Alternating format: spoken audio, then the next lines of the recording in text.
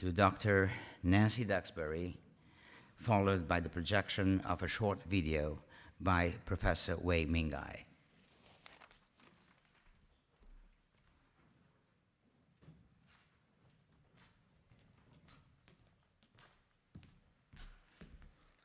Thank you, Professor Santos. Sorry, this will be brief. I know everyone's waiting for the real content of the conference to begin. I'm Nancy Duxbury. I'm a senior researcher at the Center for Social Studies at the University of Coimbra, and I'm here to welcome you all on behalf of SEJ, as well as the Creator Observatory, under which this conference has been organized in partnership with the other organizations that were mentioned. The Creator Observatory is an output or a follow-on initiative of the Creator project in mainland Portugal, and of course associated with the Creator Azores project, which has been working in this region. Just to say a few words about SEJ and this. Before I do that, I just wanted to welcome everyone who's here on site as well as online. As you all know, we are all live in-person sessions are also being streamed on Zoom with Zoom links. There are also online sessions occurring, and we have at least one large room that has been booked in Guangzhou University, where there is somewhere between 100, 200 students and teachers watching us at this moment and participating in the conference from there. In addition, the Jisoo Alliance has promoted the conference through its member universities throughout the world, so we don't know the actual number, the full numbers of people that will be participating over the next 3 days yet. So the Center for Social Studies at the University of Coimbra is a scientific institution focused on research and advanced training in the social sciences and humanities from an interdisciplinary and transdisciplinary perspective. It has a wide number of areas of research, one of which has been the connection between culture, tourism, and local development for local benefit, which has come through strongly in the Creator project and has been continuing on in the Creator Observatory. The observatory itself the longer title is the Creator Observatory on Culture and Tourism for Local Development. It focuses on extra-metropolitan areas of Portugal and on 3 thematic fields: ecologies of culture and creativity, cultural, creative, and regenerative tourism, and local, regional, and community development. It also houses a hub of Creator International, which reflects the international interest in what has been going on in Portugal through the development of creative tourism initiatives and new approaches to connecting research with practice and policy making. Anyway, thank you for your attention and welcome, and we begin next.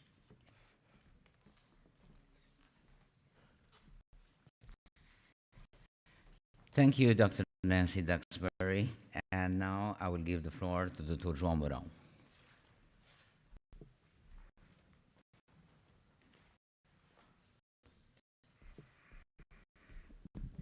Hello, everyone. I'm going to be super brief. I just want to thank everyone for coming, and I was also thanking the ones that are watching online. As hosting of this event, I just want to thank to the team, to the organizers, and to the Câmara Municipal of Ribeira Grande, and to the Senhora Secretária. It's really an honor for us in Archipelago to host this kind of event. It's really important to think about culture within tourism, this region, and there's some words in the that for me resonate a lot. That resilience, and I really want to hear about this resilience in tourism.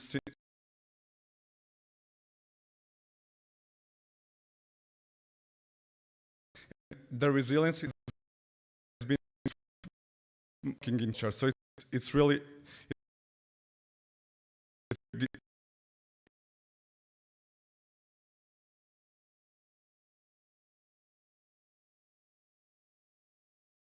about, and this this between all these areas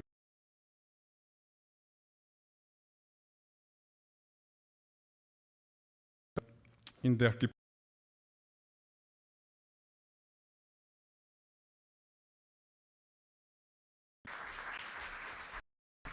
Thank you, Dr. Jean Meron. And before giving the floor to the mayor of Rivière Grande, I will ask Dr.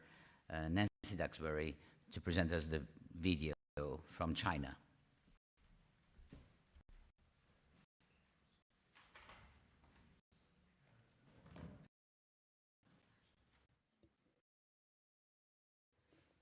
There's our tech people.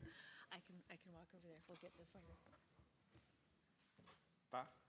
Já está. Nancy, it's on. It's on. Thank you. Good practice for later. Now it's on? Okay. I just wanted to briefly introduce, we have a 3-minute video from China, from Guangzhou University, from Professor Wei, who is the Guangzhou University President and Chair of the Alliance of Guangzhou International Sister City Universities, who are, as I mentioned, watching and wanted to be part of this welcome session. So there's a technical person that will start the video.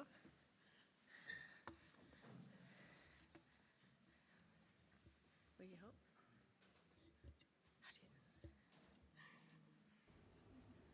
Distinguished guests, colleagues and friends, ladies and gentlemen, greeting from Guangzhou University, China. On behalf of the Alliance of Guangzhou International Sister City Universities, I have the privilege of welcoming you to creative tourism, regenerative development, and destination resilience. The observatory of the tourism of the Azores, the University of the Azores, and the Center of the Social Study of the University of the Coimbra, in partnership with the Alliance of the Guangzhou International Sister Cities Universities, are pleased to co-organize this international conference. Thank you for attending this important and timely conference.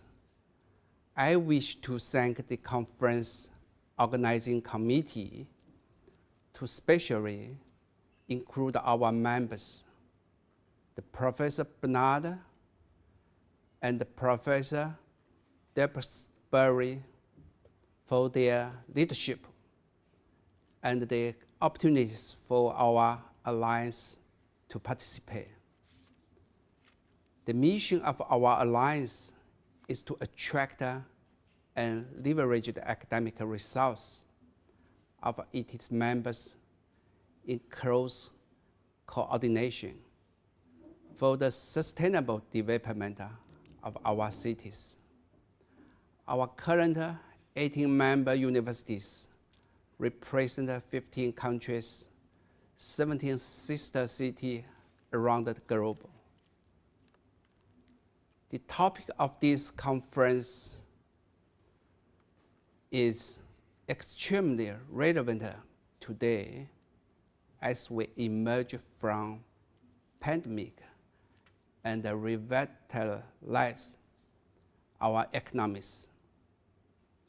This conference will discuss the potential, the culture-based creative tourism as a pathway to regenerative development, and the destination resilience, which are two essential components of sustainable tourism and development.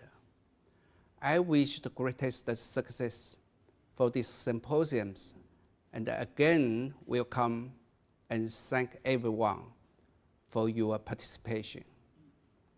Thank you.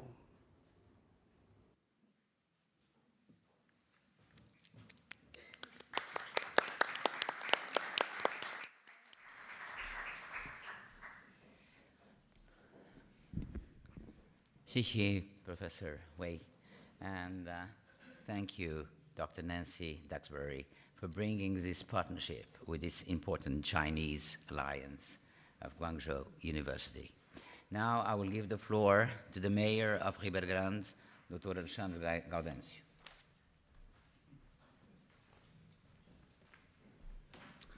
Muito bom dia a todos, Sra. Secretária Regional, caro João Mourão, Sr. Professor e Sra. Professora, a todos os convidados, sejam muito bem-vindos à Ribeira Grande. Pedir desde já desculpa, vou tentar falar em inglês, mas pedir desculpa, se calhar pela pronúncia, não diria que é igual ao professor Marcelo Rebelo de Sousa, mas se calhar não fica muito longe. Dear all, welcome to this conference that is held on the most beautiful country of Portugal, that is Ribeira Grande. We are very proud of having you discussing creative tourism on Ribeira Grande, as your working guidelines specifically talk about cultural tourism that have been one of our major investments since our first term at the City Council. With a 5-museum network that shows our local culture, traditions and even economics, as well as our commitment community's religious culture, Ribeira Grande is one of the you must visit places you have to visit. But we don't have only museums. We also have churches, the municipality library, the Tobacco Museum located at Maia, the Water Mills Network located inside the city, and even this place, the Archipelago Contemporaneous Art Center, where you may find always something new to see. Following this conference motto, visiting Ribeira Grande is living creative tourism, which also includes some of our main offers, surf and nature. It is to live the regenerative development due to the constant commitment of the City Council with the local business community, helping by promoting various initiatives specifically designed to increase the local consumption and therefore the revenue of each business.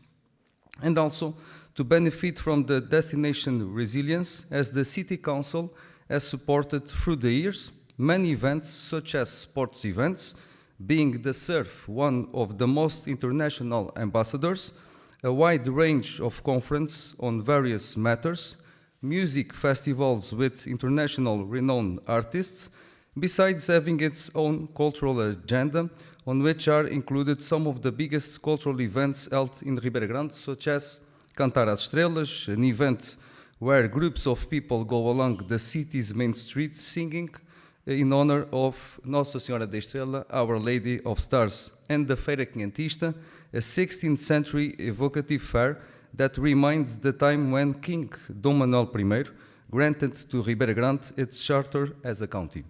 For all of this, and of course for what is going to be discussed on concluded here, feel yourselves very welcomed to Ribeira Grande. Thank you very much.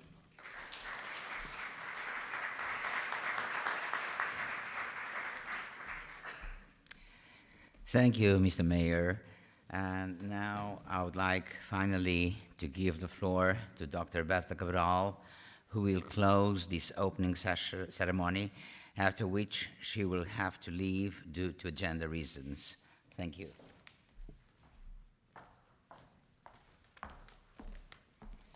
Muito obrigada, professor Carlos Santos, diretor do Observatório dos Açores, pelas suas palavras e, efetivamente, assim já me dispensam de justificar porque é que tenho que sair logo a seguir a esta sessão de abertura. Quero dar as boas-vindas a todos e, naturalmente, como estamos em direto para vários países, vou fazer uma intervenção em inglês e também, tal como fez o Presidente da Câmara, peço desde já desculpa porque cada um tem a sua pronúncia, sobretudo quando se trata de uma língua estrangeira que não é a nossa língua-mãe. De qualquer maneira, penso que nos vamos entender todos, são aqui muitos alunos e professores, gente que tem que trabalhar diariamente com inglês e, portanto, mesmo com alguma dificuldade de pronúncia, certamente nos entenderemos todos. Mayor of Ribeira Grande, Presidente do Azores Tourism of Azores Tourism Observatory, Coordinator of Creator Observatory, Professor Nancy Duxbury, diretor do Arquipélago, lugar onde nos encontramos, portanto, nosso anfitrião, Dr. João Mourão, dear electors and participants, ladies and gentlemen, it is with great pleasure that on behalf of the government of Azores, I joined this important event that had the creative tourism as its line of analysis, reflection, and debate for new challenges.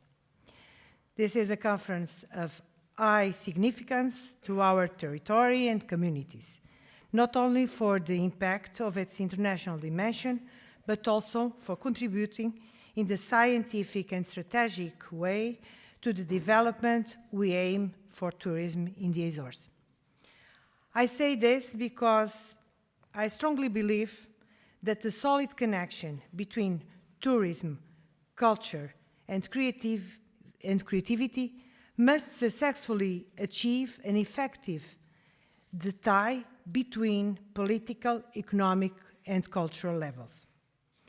It is with this full conviction that I congratulate the organizing committee of this conference, of course, in particular Professor Carlos Santos for the work and capacity which made it possible in this creative archipelago place and in this welcoming city of Ribeira Grande. I would like to greet all speakers who, for the first time or in a second or third return, are among with us, and they honor us, of course, with their presence on this stage. I would like to welcome everybody. Let me also congratulate the municipality of Ribeira Grande, in the person of its mayor, for knowing how to work and how to attract this kind of events for this city. Dear electors and participants, ladies and gentlemen, we live in a period where it is systematically necessary to join forces and willing, as well as gain confidence and believe in future. The focus of tourism, like other vital sectors, in order to achieve and consolidate this goal, we need to work more closely in collaborations in the various areas of intervention, electing and exercising the requirement for development, progress, and above all, differentiation. And mostly, we have to recognize our strong potential for differentiation and consequent attractiveness, because the natural and cultural identity of the Azores is unique and exemplary. The international media and European institutions recognize our identity among those that really make a difference in an increasingly global world. Nature tourism has been a fantastic open door to the world and a modality of confluence and understandings in the international evaluation. We are on the National Geographic's latest list of top of destinations for 2023 to our national wonders. For 3 consecutive years, we have been considered the best adventure tourism destination in Europe at the World Travel Awards. A recognition that makes us proud of it, but at the same time motivates us to go further in a coherent pathway and constant commitment to sustainability. Being considered also, I want to say this, being considered also as the first and the only archipelago in the world with the certification of sustainable tourism destination by the Earthcheck. We are, by this way, we are at the top of the sustainable destinations in the European Union. In this certification, we are working in an integrated manner to reach the gold level in 2024, and we were recently audited to enable the silver level 3 this year. It is a hard and permanent task where we cannot exclude the culture and creative affirmation in the touristic dimension of our land and our people. The tourist seeks pleasure and knowledge in its travels. It seems a cliché, but it is a real point of reference in the definition of growth opportunities, in the use of endogenous resources, and in stimulating business in micro and small enterprises. The tourist wants to enjoy unique and authentic products and usually challenges their empowerment between experiences and lifestyles. The genesis of creative tourism regenerates his behavior and this attitude. It restores tradition and vitalizes preservation, innovates art, and gives wings to creativity. A creativity that takes place in the strategy and of tourism promotion of the Azores in connection with local business activity. An articulation that could result in a new dynamic for territories and companies if we consider the fusion between artistic creativity, entrepreneurship, and public space. In other words, the appearance or even revitalization of brands or the originality of products and services follow new elements of attraction of the Azores and employability of young people.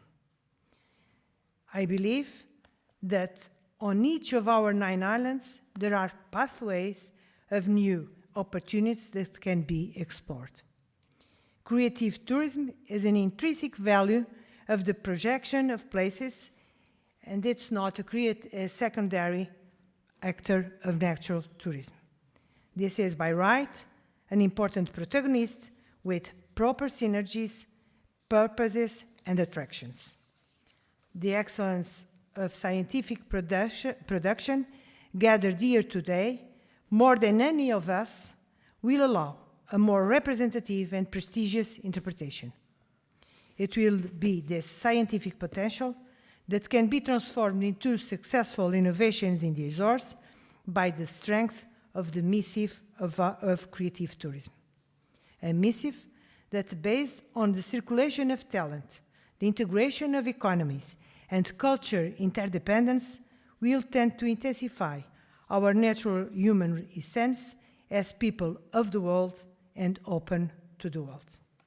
I end up by wishing you an excellent conference, and please enjoy what we have to offer from nature to creativity.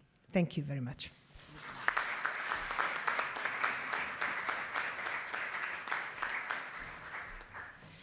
Thank you very much, Dr. Berta Cabral, for your words and thoughts and knowledge about tourism and the importance of tourism for our region.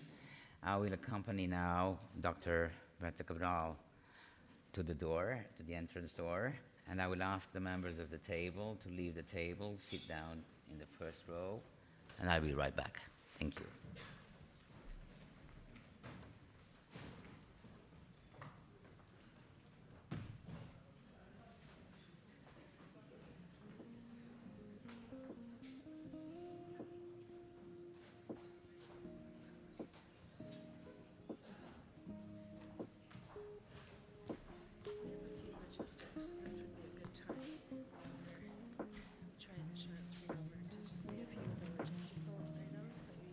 Okay.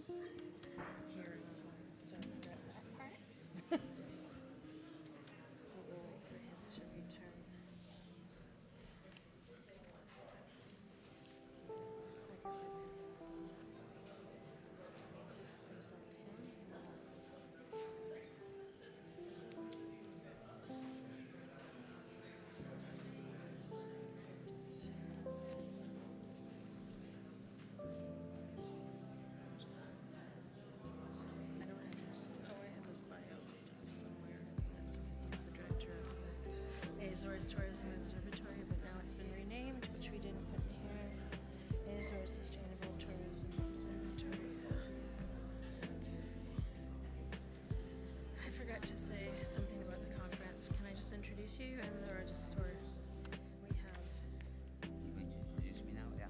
well we can so it won't be a real introduction, but we also have 31 countries involved here and online, forgot to say that. And that we have and I have to thank the University of Quebec and Montreal as well for their online Go ahead. sessions. And Sorry I about that. I remembered it after I said it right now. Okay. Very briefly, we'll continue on. I forgot a few important bits of information, and I'm sure there'll be more bits of information to follow before lunch. Oops. Oh, sorry. That's my, oh, yeah. First of all, in my quick count this morning, we have participants from 31 countries involved in this event, either online or in presence, and those are mainly all presenters. So just to let you know, we are very international.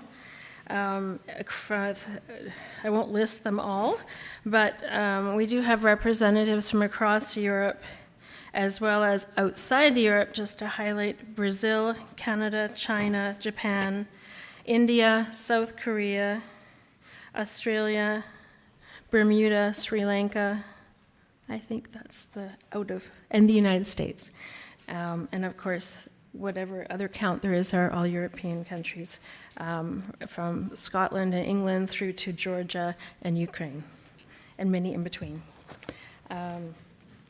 I forgot to say thank you as well to the, as you know, this is a multifaceted event, so we have in-presence sessions here, which are being broadcast on Zoom as well as on YouTube. And we have online sessions, which are being technically managed through the University of Quebec and Montreal in Canada. And so in your program, you will see some that in presence, the two rooms we're using, this one, and the Educational Services Room, otherwise called Loft, you'll see why, up and across, follow the arrows. And we have volunteers, a team of volunteers to help guide you there later on. And we have a special session on the 10th from the University of Guangzhou that will also be streamed into the Loft room on the 10th in the morning. If you wish to participate in the online sessions, you need a laptop, so please bring your own laptop and just sign in on the link that you have in your bag. And we have a third room that's upstairs from here, so if you ask at the registration desk, you can go upstairs and use your computer from there in a nice, very interesting architectural room with internet and all of that. I guess that's enough for now. I know there's other questions, which I'll be reminded of after. But without any further ado, I'd like to present and introduce Carlos Santos, who's the president of the Azores Sustainable Tourism Observatory and is a researcher at the University of the Azores, and is going to tell you a bit about the Creator Azores projects, which he has coordinated. Thank you.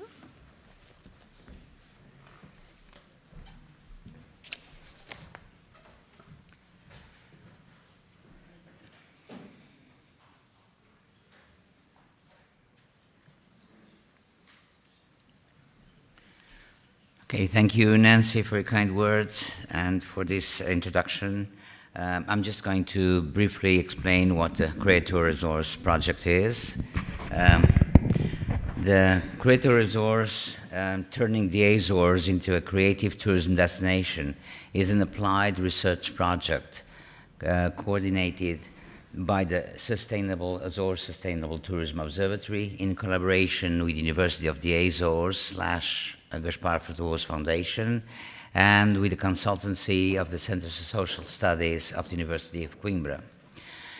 It is funded by the Azores 2020 operational program and regional funds to the Regional Directorate of Science and Technology.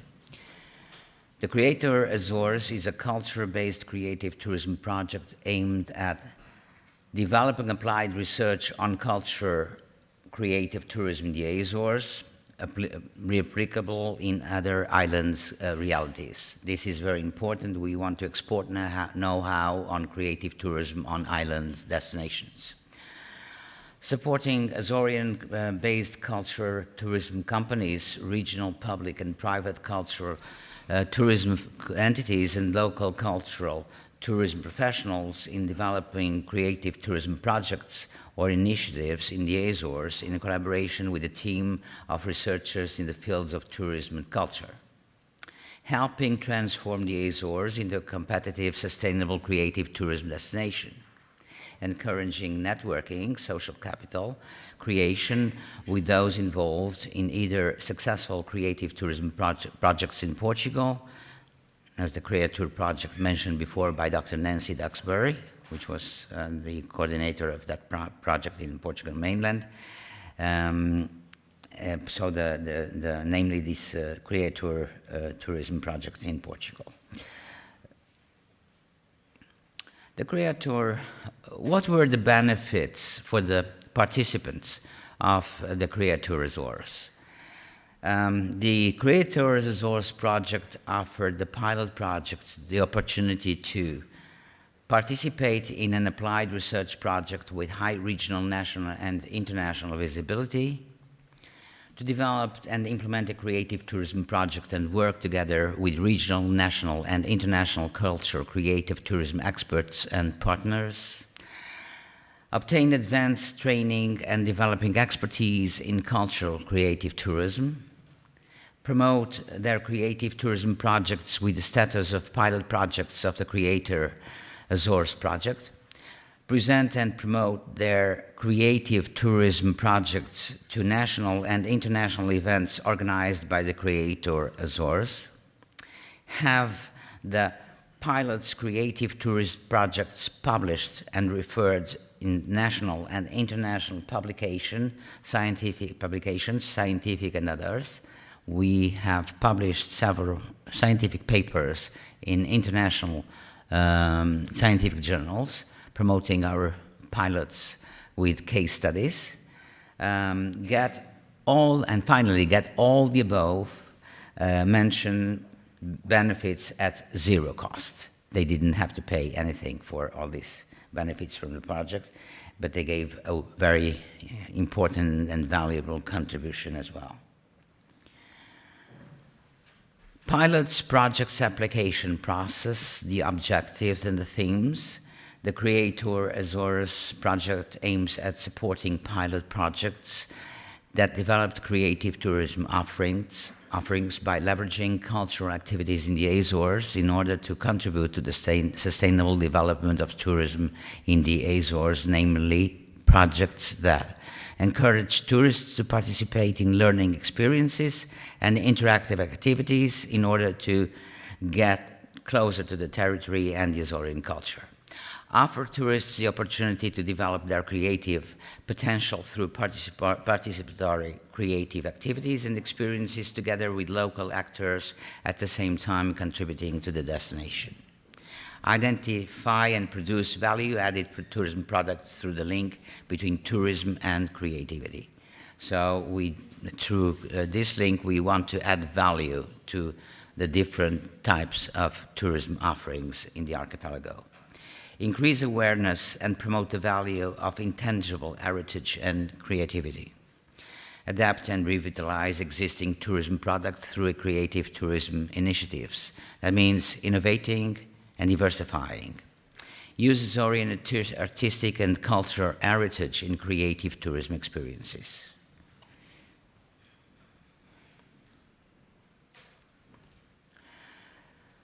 The pilot projects application process. Pilot projects had to be structured in a way allowing to establish explicit links between tourism and cultural and creative activities. Pilot projects activities can be based either on tangible resources or intangible resources. Given the positioning of the Azores as a nature tourism destination, as mentioned before by the Secretary of Tourism, the following 4 themes were selected within the scope of the pilot project application process: art and nature, crafts and traditions, creative gastronomy, families and children. These are important tourism segments for the Azores. So we wanted to have pilot projects developed developing offerings for these segments of the tourism market. So we now just show a brief description of the pilot and associated projects. The first one is Discover the Azores Through Photography. It's promoted by Pedro Cantebru. He's right here, our important pilot project representative. And he takes beautiful photographs. I've seen some of them, impressive, very creative, very artistic, original, under several themes or topics. And he takes the tourists with him to take photos and teach them how to take the photos.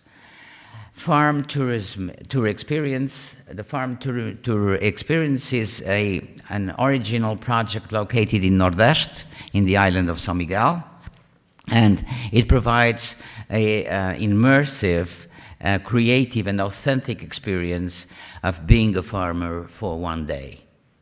It not only provides that, but also shares information about food production and the health benefits of agriculture products.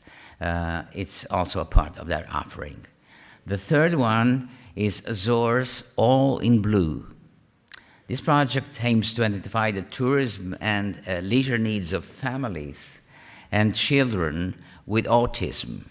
This is a very extremely innovative project all over the world and in Europe. So it creates experiences, tourism creative experiences adapted to the needs of autist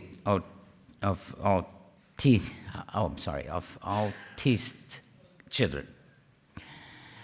North Crescent, a local network, Land of Artisans, intends to take advantage of the culture offer in the northern parishes of the island of São Miguel to create a differentiated tourist offer that enhances creativity, as well as they train local agents and promotion interactions between local people and visitors.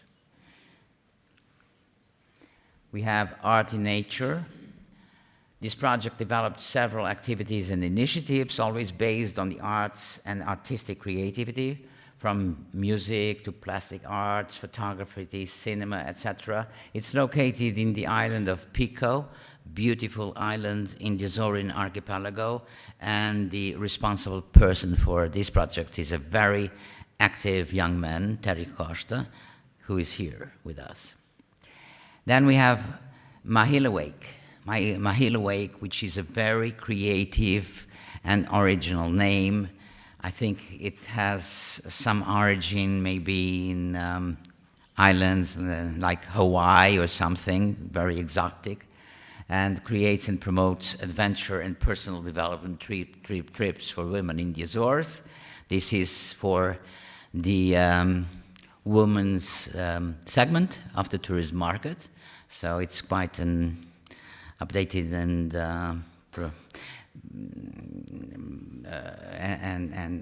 innovative project, and it's located in the island of Fayal, and the responsible is Isabel Ariosa. And then we have the Goodbye Azores. It's a pilot project which is located in the island of Terceira, and this project is part of the artistic residence of the Azorean artist Paulo Avila Souza. Paulo Avila Souza unfortunately cannot be with us today because his mother is very sick, so he's in Terceira Island, but he really provides a very successful creative tourism experience, also lodging tourists in a homestay accommodation unit where an annual program of artistic residencies takes place. So now we have the Creatur Azores team, the researchers, the research team, composed by me, by Professor Walter Kurt, who cannot be here this morning. He will be in the afternoon. He has classes at the university now. Professor Isabel Albergarillo, I think she's here, I'm not sure. Professor Pilar Damião, he's sitting there. and Professor Linor Sampai from University of the Azores, and Professor Rosa Singmas, all a wonderful team of researchers from our University of the Azores. We have the assistance, valuable assistance of the external consultants, Dr. Nancy Duxbury and their team, Tiago Castro, Silvia Silva, and from the University of Coimbra, and we also have Professor Greg Richards from Tilburg University in the Netherlands. Thank you, Dr. Nancy Duxbury, for your valuable contribution to the success of this project. We have the Azores Sustainable Tourism Observatory support staff. These are my children, Sonia Sau, João Alves, Dina Ruda, and Mariana Soares. Without them, this could not be a success. And I really thank you so much.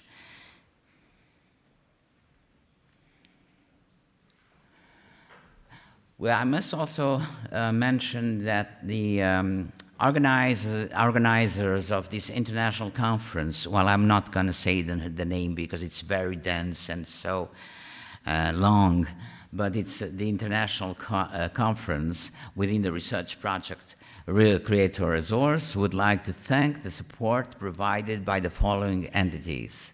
The regional support by the municipality of Ribeira Grande, where we are now, the international support by Guangzhou International Sister City Universities, the support by the tea factories of Goriana and Port Formose in Ribeira Grande, and the walk and talk team in Ponta Delgada. And of course, we had also the support of this beautiful building, the Archipelago. And that's all. Thank you so much. This was a brief explanation of what our project is about, and I really appreciate for listening. Thank you so much. I will now give the word to Diane Dredge. She's one of our keynote speakers, and she will now present her speech. Diane, thank you. We're gonna, I think, oh, Tiago's not here. We decided to take a quick, where are the team members? Sonia, break now? No? We've decided to go back. Okay, we're going to go back to the original program, which you have. We were going to switch the break a little bit, but we'll just invite Diana here, and I'll get your bio information.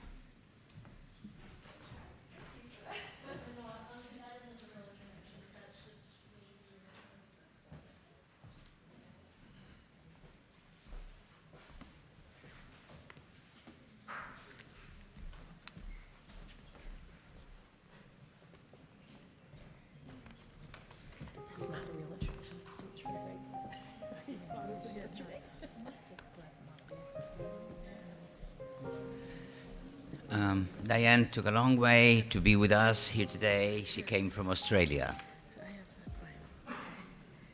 Okay. We will eventually get this up there on the screen. Okay, a brief intro. I'll just read the first part of her biographical note. You have her bio and her abstract and everything in the abstract booklet that you all received electronically, and a summary in the smaller program. Diane Dredge is director of the Tourism CoLab, an Australian-based online tourism education agency that specializes in disrupting tourism education through global cohort learning experiences that challenge and inspire creative and innovative ways of thinking. She is also co-founder of Designing Tourism, a social enterprise that delivers experimental projects that shift how destinations, communities, and governments plan, manage, and engage in the future of tourism. She has, as you'll see in the larger bio, 30 years of amazing experience all over the world, consulting and implementing interesting projects, and we're really excited to have her here and want to learn a lot from her and her approach that she's taking, and to let you know that she will be here for the entire conference, so feel free to corner you later with questions. Thank you. Thank you so much, and thank you so much, Sonia. I managed to send the wrong presentation, so all of that was just going on was like, that was a presentation from a couple of weeks ago. So thank you so much. Awesome. Thank you and welcome. And I am really humbled and really excited to be here. I have started to read, actually, only recently, the wonderful work that's been going on here. And I must admit that I was blown away. I really believe that it is world-breaking from my experience. I've not seen a project like this in too many other places, and the depth and the thought that's gone into this project, I think, is amazing. So, yeah, I'm very humbled to be here and speaking at this presentation. So, I wanted to talk to you about a similar project on the other side of the world. Probably, actually, if we just drew a line right through the middle of the earth, we'd probably end up somewhere around Tasmania, at the bottom of Australia, a small island, and indeed a smaller island than that. The island that I'm working on is called Flinders Island. And I've been doing a lot of thinking, a lot of teaching, and a lot of engaging different stakeholder groups in regenerative tourism for the last 3 years. But it's really part of an ongoing 20-year trajectory for me. So I feel like I'm in the right place with the right people to really share my thoughts on regenerative tourism. All right, so this is, sorry about this.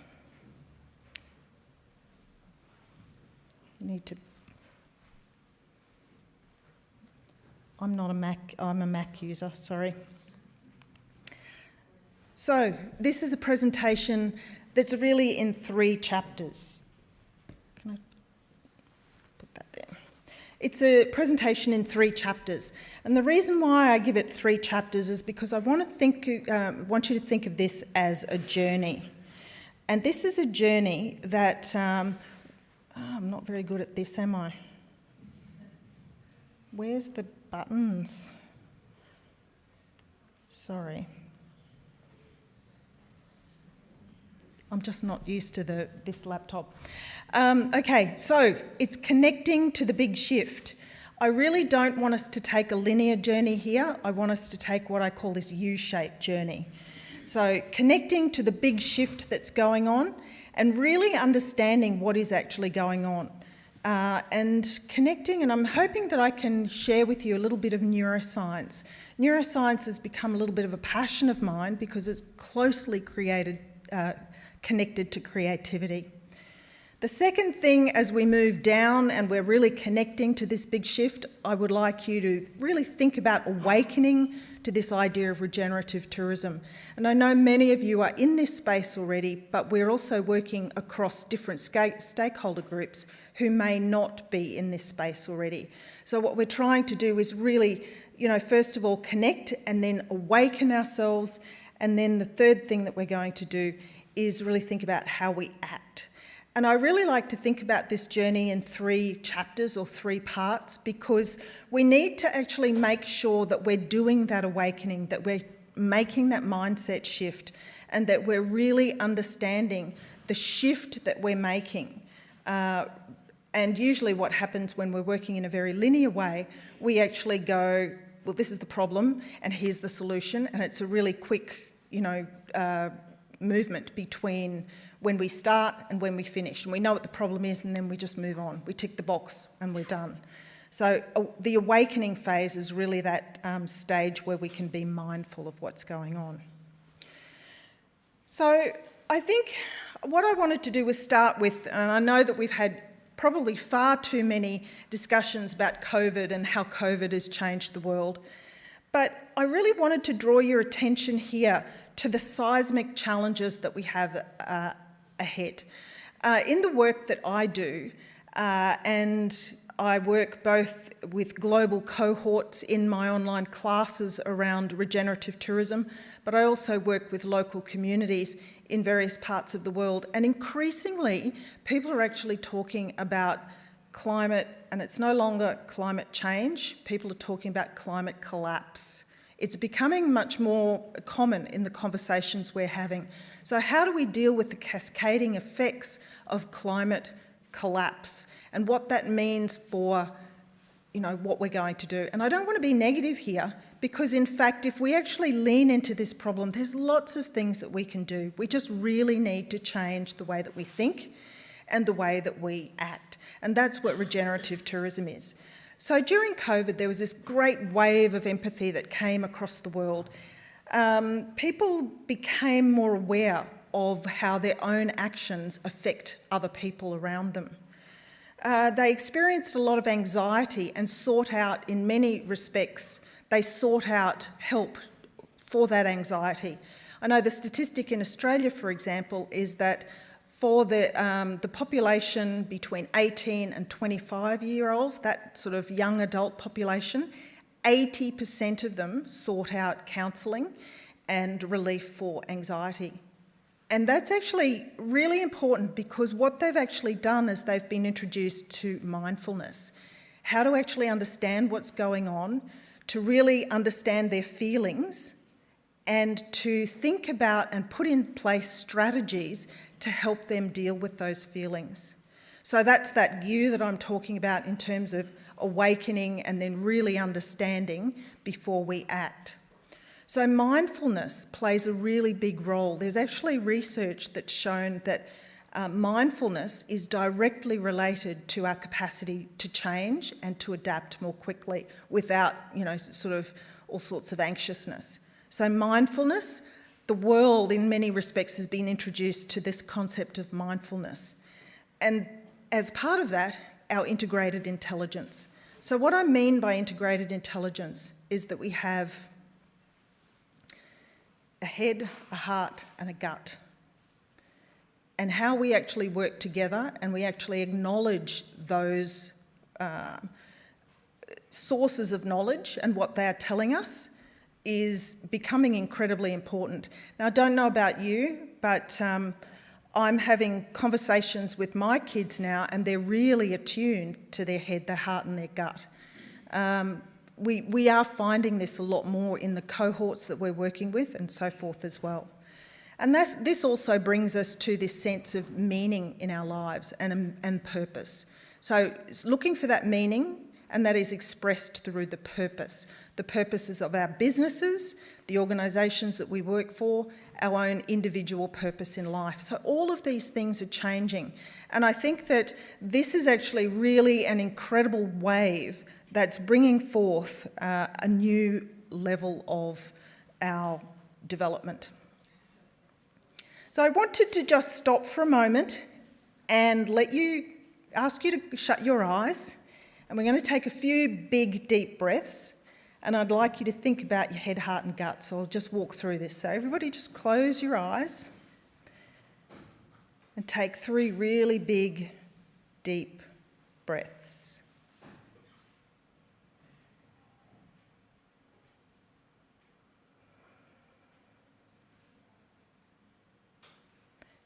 Can you feel the energy and the thoughts going through your brain? And the ideas that are flooding in and moving out? Keep breathing deeply. Now I want you to actually, so there's a lot going on. You got here, you know, you're looking forward to this conference. There's so much to learn. Now I want you to shift your attention about 30 centimetres below to your heart. And what do you actually feel in your heart when you're here today? And then I want you to move your attention to your belly and your gut. What do you feel in your gut? A couple of big deep breaths again. We'll open our eyes. Okay, thank you. So that exercise is really to try and connect our heads, our hearts, and our guts. Just put up your hand if you felt differently when you moved your attention from your head to your heart to your gut. Yep. Excellent, about a third of the room. It's hard stuff. It really is hard stuff. Not everybody gets it, but practice will actually get you there. Regenerative tourism is very much something that comes from our heart and our gut. It is something that is regenerative in its nature, so it needs that integrated intelligence to come forward. And I just wanted to do that little exercise with you because I wanted you to just take a moment to feel it. And we often, particularly at universities, don't often allow ourselves. We work so much in our heads that we often forget to actually feel with our heart and our gut. And I know that as a professor of 20 years, when I walked away from my academic career, I actually realised that I was very out of sync. My head was out of sync with my heart and my gut. And so the next step I took was to start the Tourism Collab and have the conversations with the heart and the gut and try to get people thinking about what was important about the planet and about our connections and so forth. But I learned during all of my research around the neuroscience of connecting head, heart and gut that it's hugely connected to creativity. So we have lots of stuff going on in our brain, lots of stuff under the hood in our brain, and we don't often bring it up into our consciousness, but we do have a lot of knowledge in our heart and our gut. It's our heart and our gut. When we connect our heart and our gut with our brain, that's when we start to become really creative and we open up that creativity. When we're in a process of fear, when we feel fear and anxiety, now just think back to something that you were anxious or fearful about recently, and there's a kind of contraction that you probably felt, a kind of, your brain stops and you kind of close down because you're so fearful. But when you're feeling creative and when you're feeling really open to a kind of a luminosity that emerges, you're feeling open and alive and you're not feeling that contraction. So we actually can really feel this embodied knowledge in the way that we work. So we know that we can't actually prompt or make people be creative, but we can actually create the right conditions for people to be creative. So, for example, we shouldn't be opening a workshop asking people, well, what are you going to do about this? Because it creates that sense of fear or that sense of, oh, I don't know, and that closing down and that contraction. So what we have to do to be creative is to really tap into those different kinds of intelligences and try to really open up spaces of engagement, and the way that we approach our workshops, the way that we approach our customers is to really give them that opening creative space to open up and lean in to what they're about to learn or experience. And creativity and innovation go hand in hand with human development. And so getting back to what I was talking about just in the previous slide, there's this evolution of human development going on. Now, I won't spend too much time in this because it's quite, there's lots of different models of human development. But this one by Keegan is about, it dates back to about 1982, and he argued that there were 5 levels of human development. And my argument is that we actually have to reach number 5 to get towards regenerative tourism, but we are doing it. And these kinds of projects that we're doing in regenerative tourism are helping. So this evolution of human development, we have, and I won't spend too much time, as I said, the impulsive mind and the instrumental mind. These are really when we start, as a small baby and teenagers, so they're really not sort of relevant to our adult thinking. The impulsive mind, you throw a toy and your parent picks it up and gives it back to you. The instrumental mind, a young teenager might say, well, if I do my chores, I'll be allowed to go out or I'll get some pocket money. So very instrumental things. But as we grow into being young adults, we become socialised and we understand that we are aware of our own selves, we're aware of others. We become self-conscious because we're worried about what other people think, And we may be aware that, you know, other people don't have the same viewpoints as ourselves. So we're kind of socialised. But it's here when we start to move towards the conscious mind that we're really starting to move into something that would be aligned with a sustainable tourism or moving towards a regenerative space. And this is the conscious mind, where we understand subjectivity. There's different, you know, people have different truths. You care what other people think. You have an identity and a place in a world, but it's socially constructed. And you pretty much live in that, but you're not really aware too much of what shapes that. And it's the transformational mind. And this transformational mind, if you think about it, if we get to that point, what I do impacts others. So it's a very relational space. It's a very relational, what I do impacts the world, the planet. It's an elevated sense of ethics, of justice, and a sense of care for people, place and planet. So that's when we're moving towards regenerative tourism, or indeed the creative tourism that you're trying to create here, it is about really trying to reach this transformational mindset. And so my suggestion is that when we're interacting in whatever stakeholder groups, we really need to think about how we can create the space to really foster this transformational mind. But here's the really interesting thing, is that I believe that people who live on islands already have a lot of this innately built in because of the way islands work, the particular transdisciplinarity, the different cross-sectoral solutions that need to be built and that sort of thing. So of course this is a very linear model and everybody goes through this at different times, and some people will never reach the transformational mind shift. Now the really interesting thing is that they've done research over the last 40 years to find out where people sit on this trajectory. And do you know, only 1% of people, consistently 1% of people actually have a transformational mindset. So this is our challenge. It's the challenge when we bring visitors to our islands. It's the challenge when we bring visitors to our destinations. It's the challenge when we work with our local communities to really help develop that transformational mind. So we know that all this is happening. We've got these signs. And if we move up to our cognitive head, you know, our cognitive brain, we know that people are concerned about climate change. We know that they want 86% of the world wants the world to change. They don't want it to be the same as prior to COVID.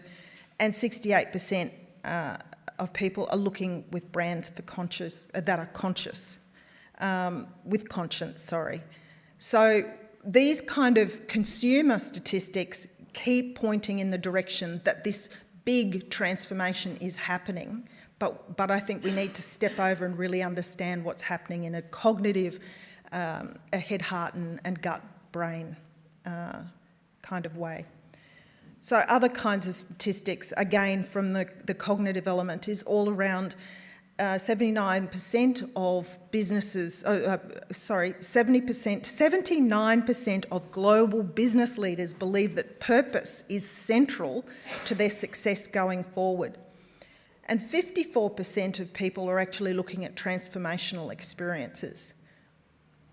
I think this last one, it's quite an old survey from 2018, and I think that would probably be higher now if, for example, I think if they knew what transformational visitor experiences were, because I think there's a bit of a definition problem there. But anyway, so we get to what I really wanted to talk about in terms of what is regenerative tourism. So regenerative tourism to me, and I've given you a definition here, that it's actually about the management of tourism. It's the approach to management that supports the long-term renewal, flourishing, prosperity of our social ecological systems. It's where conscious travellers and host communities and businesses and governments, they care connect, respect, and contribute to the regeneration of local communities, places, and nature. So I know it's a big definition, but I don't think that we can actually take that definition in isolation. We also need to contextualise it, because we also have to think about regenerative travel. Regenerative travel is the consumer angle and the demand side, in terms of really generating markets that want to give back, that are interested in the local destinations, that are going to care, connect, respect, and contribute when they visit.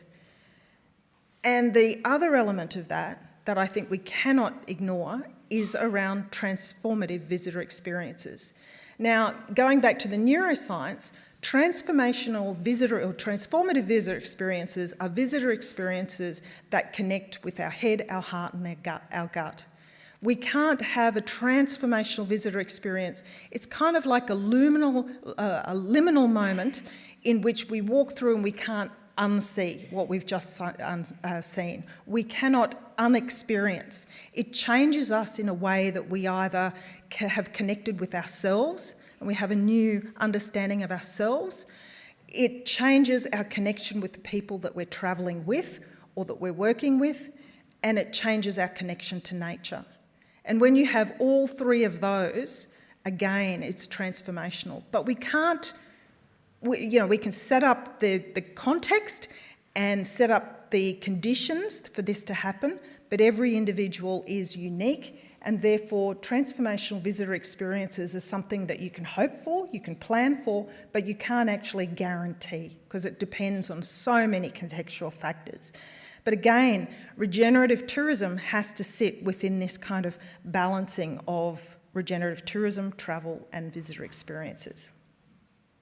So putting that in context, what I find I'm consistently being asked is, isn't regenerative tourism old wine in new bottles?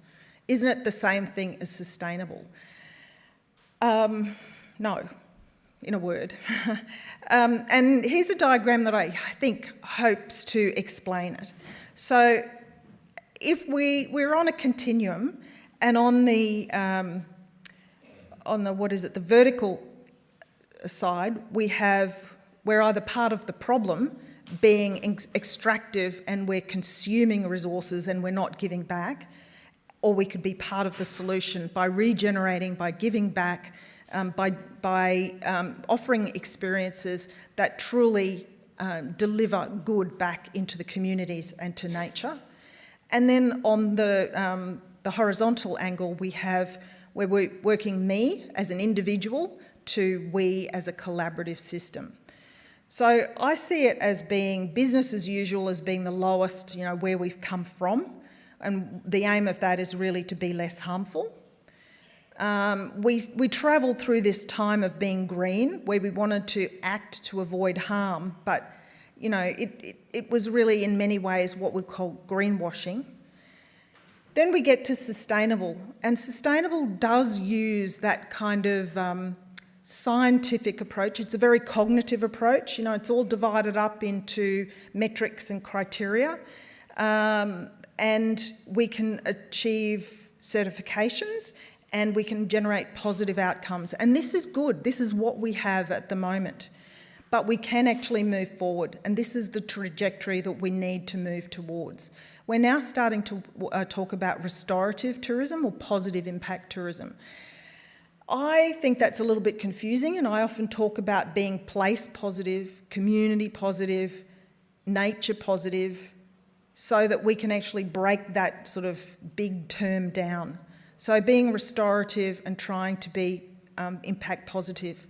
But then that aspiration that we're moving up to at the top is to contribute, to actually be part of the solutions, to actually be part of a living system. And that's an aspiration. I'm hopeful that we will get closer and closer to that, but I'm not sure that we can actually ever claim that we will be, because we won't really ever know. But I think that that's a diagram that really helps explain.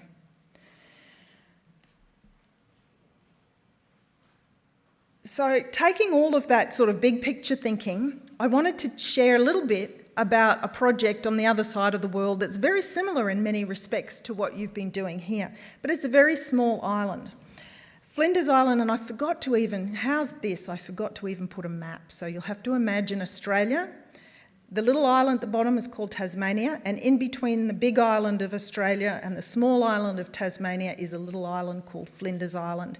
It used to be part of a land bridge between the big island and Tasmania, and then the sea level rose and it became an island. In 2019, over-tourism was triggered, and it became a hot topic on the island. There's about 1,000 people who permanently visit on the island, but it swells quite a lot in the high season. There's a lot of people who have their part-time, people who live there part-time in the summer months. So the underlying issues were really, that there was over-tourism. There was workforce issues. There wasn't enough workforce on the island. There were housing issues in terms of affordability and availability. There was political divisions. Some people wanted tourism, other people really didn't want tourism. There was some bad decisions made that weren't really well, worked through with the local community. There was an underdevelopment or lack of product, so there wasn't actually... Oh, sorry. That's not my fault. I'll just keep...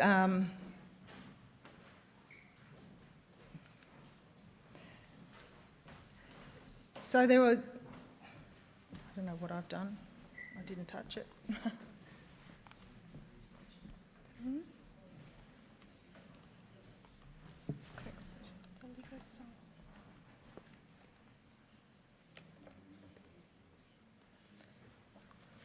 Eu pedia algum elemento da equipa técnica que chegasse aqui para tentarmos resolver o mais rápido possível esta situação, por favor.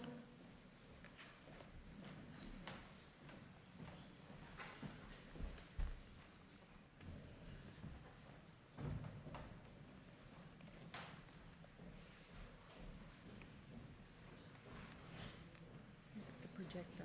Yes. It turns off when it gets hot, I suppose. Yeah. If you like, I can just keep talking.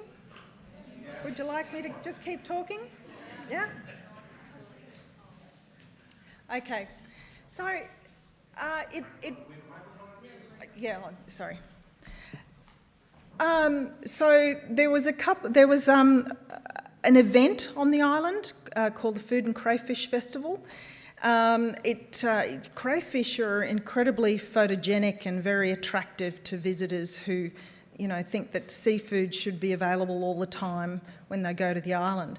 The only trouble is that there's no crayfish you can actually buy on the island. So there was a whole, there it is, thank you. There was a whole issue around that which really divided the community. And so it was really serendipity that the mayor of this small island had heard about regenerative tourism and reached out and said, what can I do? Can I examine this? And in Australia, it had not been really even spoken of before. So we managed to secure a pilot project.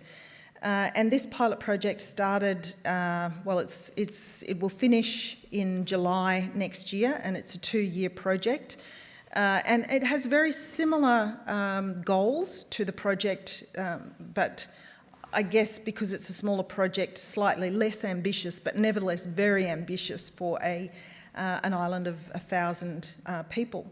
So instead of just doing a linear exercise, what we wanted to do, we wanted to take people through this journey of actually developing an understanding and leaning into, so that awakening, the understanding, and then the acting. So slowing down, because it was so conflictual, slowing down that process and really getting people to lean in. And what I think was extraordinary is that we really unlocked an incredible resource in the local community. People actually understood regenerative tourism. People understood how to work with head, heart and gut like I was not expecting. And it started out that the community were quite closed, you know, so when I was talking about that neuroscience of change and everybody was closed and negative and contracted, we had public meetings where, look, if they'd have had rotten tomatoes, we would have been covered in tomato sauce. So it was very difficult to begin with, but now we've got to a place where being invited into people's homes and people are really starting to become really excited and very creative in the way that they're thinking about the challenges that they need to solve. So this project really came in terms of a process. The process was a story of place was developed by Brand Tasmania, not by us, but it was a very evocative story about living on an island that's hard. Life is very hard, but the experience is very distilled. It's slow, it's quiet, but it's really meaningful. And I think one of the lines in this story says that while the world chases growth, we chase meaning. And so it really, like, that was a heart and a gut story that was developed for the island. We explored what regenerative tourism meant, and then we said, how might you, because we wanted to empower them, how do we address these challenges together? And then most of the last, I would say, 9 months, we have been connecting, advocating and resonating where we could with government and different funders, and because systems change is tough, right? Systems change requires that we're not only changing the mindsets of the islanders and the industry on the island, but we're actually changing the politicians and the policymakers at various levels of government. And that is something that takes an incredible effort. So a lot of time spent on that to try and catalyse collective impact.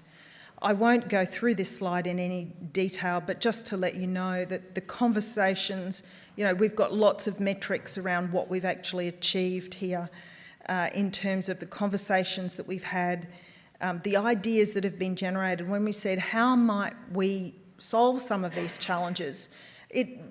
I'll show you this slide next, but the kinds of ideas became not what you would expect on a tourism island. But essentially, one of the things that really was magic that happened here is that we asked the community, and we went through a community engagement exercise, and the next thing, the community actually decided to run their own engagement exercise to respond to our engagement exercise. So what actually happened was they took space in the local art gallery, and they, for a month, invited people, both visitors as well as businesses, operators and local community members to come in, and they would ask generative questions, like those really open, creative questions about how might we deal with the future. And, you know, it's a small space, but they set it up themselves. And when we said, can we help? They said, no, we will give it to you, we'll give the information, but we don't want your help. This is our response to you. And we think that that was actually a huge, you know, tick of approval that we'd actually now got to a point that they wanted to be co-owners in their future. So the types of projects that we came out, and I just love the projects that you've come out with here. I was taking photographs of them to share with my community back in Australia. The projects that we've got are slightly different, and some of them are the same, but garbage is a huge issue on an island. What goes on an island stays on an island, right? And so they needed a circular economy solution. They needed waste hubs. What do we do with the waste? How do we deal with the waste? The organic waste, all sorts of different waste. Food security was another really big issue, and it is on many islands actually, and the food security here was when it was high season and the barge would come in once a week. People would race down and buy all the food in the supermarket because they were afraid that they would miss out, and so that was very hard to manage. So food security. A Flinders trail system. The trails had become quite just degraded. And so trying to get the trails back and organised again and maintained. A community and visitor hub, a place where the visitors and the community could come together as one and share that space. We're not talking about a visitor information centre, we're actually talking about a shared space where, you know, different activities could go on, and a maritime experience. So they were the 6 projects that we came out with. But I think that my learning out of all of this, or our learning as a project team, was that our actions in regenerative tourism must be multi-facing. We must face the customer. We must connect and transform, you know, with head, heart and gut, and connect them to the island. So we've got to transform those customers. We've got to ensure that the destination is a flourishing place for everyone, not just the industry or not just the visitors. We need an industry that's aligned with local values, that's resilient and adaptive. We need the organisation of tourism, and I'm talking about that scale of organisation from, you know, sort of the national right through to the local. We need it to be unified, innovative and connected. We need people to be authentic and collaborative and really want to lean in. So that's that neuroscience that I'm talking about. We need community to be harmonious and to connect hosts and guests authentically, and we need to restore and regenerate the environment. So they were the kind of core principles that we came out with. And none of that should actually be earth-shattering, but the thing is that that came from the community, which I think is incredibly empowering from them. So the final sort of observation I have from this is that we're managing in this transition, and I really love this 2 loops diagram. This is what we've adapted from the Berkana Institute's 2 loops diagram. But essentially what this is showing us is that in this upper loop, we're going to steward, I don't know whether, can I use that? No, I can't use the mouse.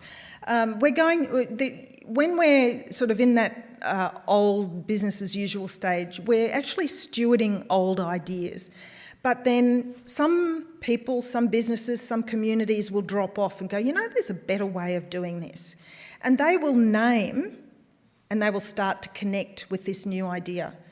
Whether it's creative tourism or regenerative tourism, they've named it, they've connected it, they're growing it. And these are the people that are leading.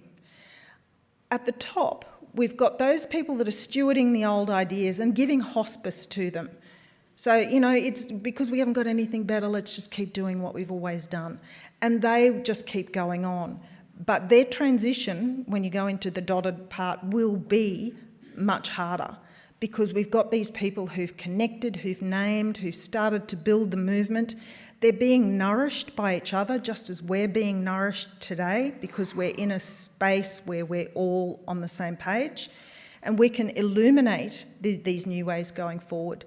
So this is what I love about this, is that you can virtually tell when you start a meeting where people are on that and then what's the work that we need to do to be able to transition them. And we have different strategies to be able to transition people, to nourish them and to illuminate different ways of doing things. So I think that's, for us, it's been a very useful diagram. But I just wanted to end by saying there's lots of islands that are doing amazing work and lots of projects. And through the work that I've been doing, I've been lucky enough to be pulled into the local 2030 Islands Network, which is a UN Islands network that I would love to connect you with. There's a community of practice in regenerative tourism that was launched in May, and so far it hasn't gone anywhere, and they've called us up to say, what can we do to get this going? And it's a global initiative to really get a community of practice going so that we can be the nourishing, illuminating pathway forward. There's the wonderful work in the Nordic countries, and Olof is going to be here, yes, presenting. So that's a wonderful, similar sort of project. There's the project here. I follow closely and have been just a tad involved in the Hawaii project and their pursuit of regenerative tourism. And the Faroe Islands as well, a really interesting example of where contrarian marketing or, flipping thinking has got people thinking about how to give back on the island. So I wanted to highlight those and say we're not alone, we've got to nourish each other and be part of this framework together. And the final slide is, I think I've actually got some cards, and I knew that I would not have time to talk about this, but this is actually the regenerative tourism framework that we've developed at the Tourism CoLab, and it's actually based on 5 inner commitments, policy commitments, and around those policy commitments we have 10 what I call pillars of practice, or practices that we really need to engage in every day. So doing the inner work, hosting really good conversations where we're using all of that neuroscience, including nature, making sure that nature is present in the decisions we make, engaging in systems change, using our integrated intelligence, being really centred and acknowledging a sense of place, also being, identity, commitment, and belonging, so really acknowledging identity, commitment and belonging and the stewardship that local people feel for the island, diverse economies, co-creation and different ways of creating value. We've also got to turn this into a learning journey for everyone, and that way we can really achieve participation and inclusion. And we have lots of little practices that we do, little practices that change the way people think and relate and work on a daily basis.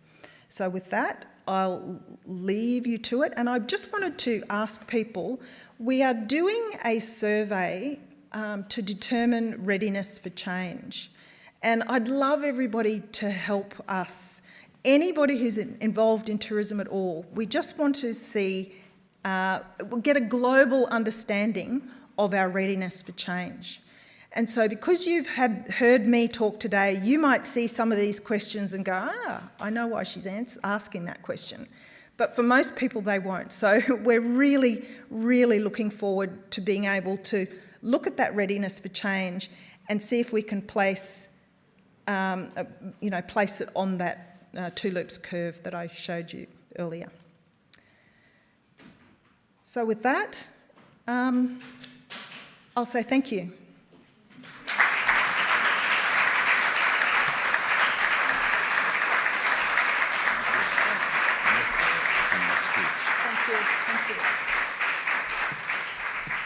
Well, thank you, Diane, for your great keynote speech. Oh, questions? Okay. Questions from the floor? Terry Costa has a question. Yes. I'm curious if that whole process was really during the winter, if you were able to do all of that with the community in your winter time on the island, or was there a prior period of going in and talking about it and then gathering and doing during the winter time this whole process? The project started, we started our community. We started our community engagement in October 21.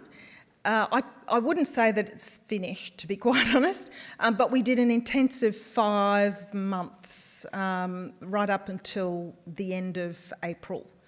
And I lived on the island, so I don't normally live there, but I lived on the island for about 2 months. And I think that was actually really, really important. And I hung out, and had conversations on the street in the supermarket. And I think it was the accessibility people had to me. We set up a website, we did postcards, we were just everywhere, trying to use as many different forms of engagement as we possibly could. And you already had the politician on your side, or you had to convince them? Oh, well, this is the really, and this will probably happen with you. Over a period, we had one politician, and that was the Premier of Tasmania, but not the policymakers yet. I mean, now we have now, but I would say the most intensive exercise that we've had is the engagement my partner has been doing with all levels, all state organisations and federal, but mostly state, and all of the other organisations like the Association of Local Government and all sorts of tourism organisations. So she's just been out there every single week speaking to people, raising awareness, you know, in many ways teaching people what regenerative tourism is. Thank you.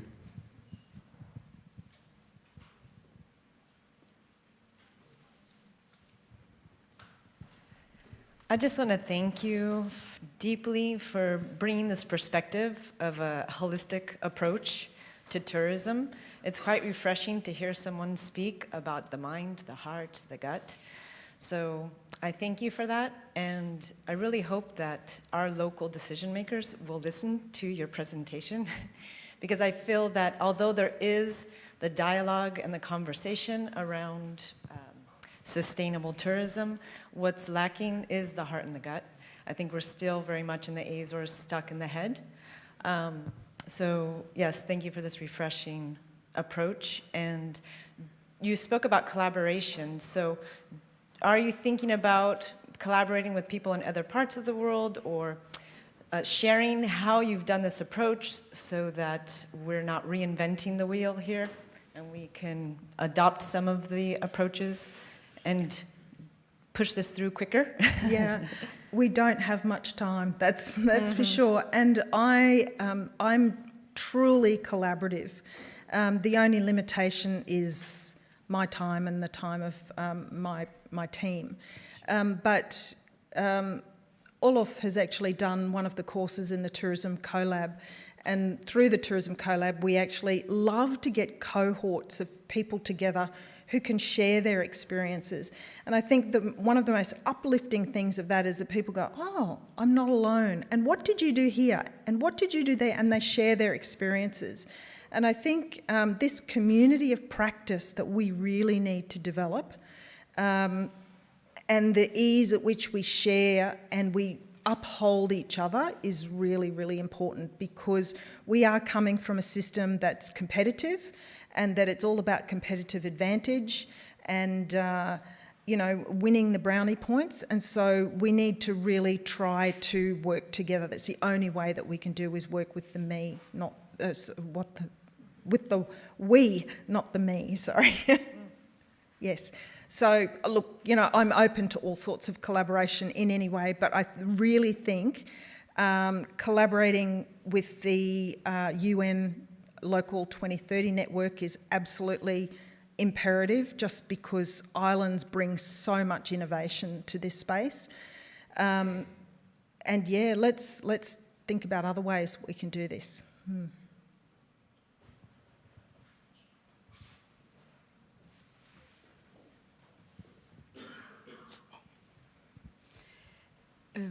Good morning to everyone. Diane, thank you. Sorry. Thank you so much for this enlightening introduction and talk to begin this conference. It was a pleasure to hear you. And I must admit, you just said a little while ago, I'm not alone, mentioning that idea of being separate, individual, alone. We need to get beyond that. And as so happens, I prepared a talk recently about another topic, but I found out that modern physics supports this. I don't know if you've heard, there's one of the physicists is called Carlo Rovelli, Italian-born, lives in Canada, and he and a colleague developed this loop quantum theory, which tells us that time is interactive, relational, space is granular and also interactive and relational. We need to understand that existence is community, is being together. Nothing, a basic premise of this theory is that nothing exists alone. No atom exists without being in relation to another atom. That's something that your talk is certainly based on, and I thank you because I totally agree with this. And you mentioned islands, and if we think about it, the fact that you mentioned that islands are readily moving into this space, perhaps because we feel, we're smaller, we need the connections, and that's great. We need to connect. Thank you so much. Thank you.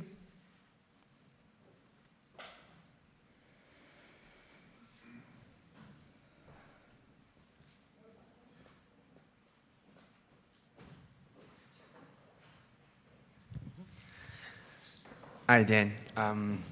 Thank you so much. I just support everyone's saying. I think it was really interesting to come out from just a basic round as sustainability topics. It's very interesting for me to point out on a formal presentation the topic of greenwashing, because I think it's something that it's becoming a reality, and it's something that is truly impactful on this journey that we take. Because I see many people doing good actions, but many other times, like throughout, or lack of consistency on the message doesn't get on the right place and gets lost. And some people even get into a position of not believing on the process. So thanks for the presentation, everything. I agree with everyone. I'm truly curious about one thing. I would like to tap into your 20 plus years of experience to ask you something. And it's something that I also feel in my everyday basis and my experience or my contact with these kind of topics. I would like to ask you, on the island, how did people react on the equation between regenerative living, tourism, and the economical part? Because so what I'm trying to ask is many communities are trying to be sustainable, many communities try to be living on good patterns, but when comes the economy or the livelihood, put food on the table, things fall and they get lost. And for example, I support this question on the fishing industry. So many people, so many countries are trying to be more sustainable in fishing practices, protecting environments, protecting many things, but then when it comes to put food on your table, the local agents, the local people, forget about sustainability.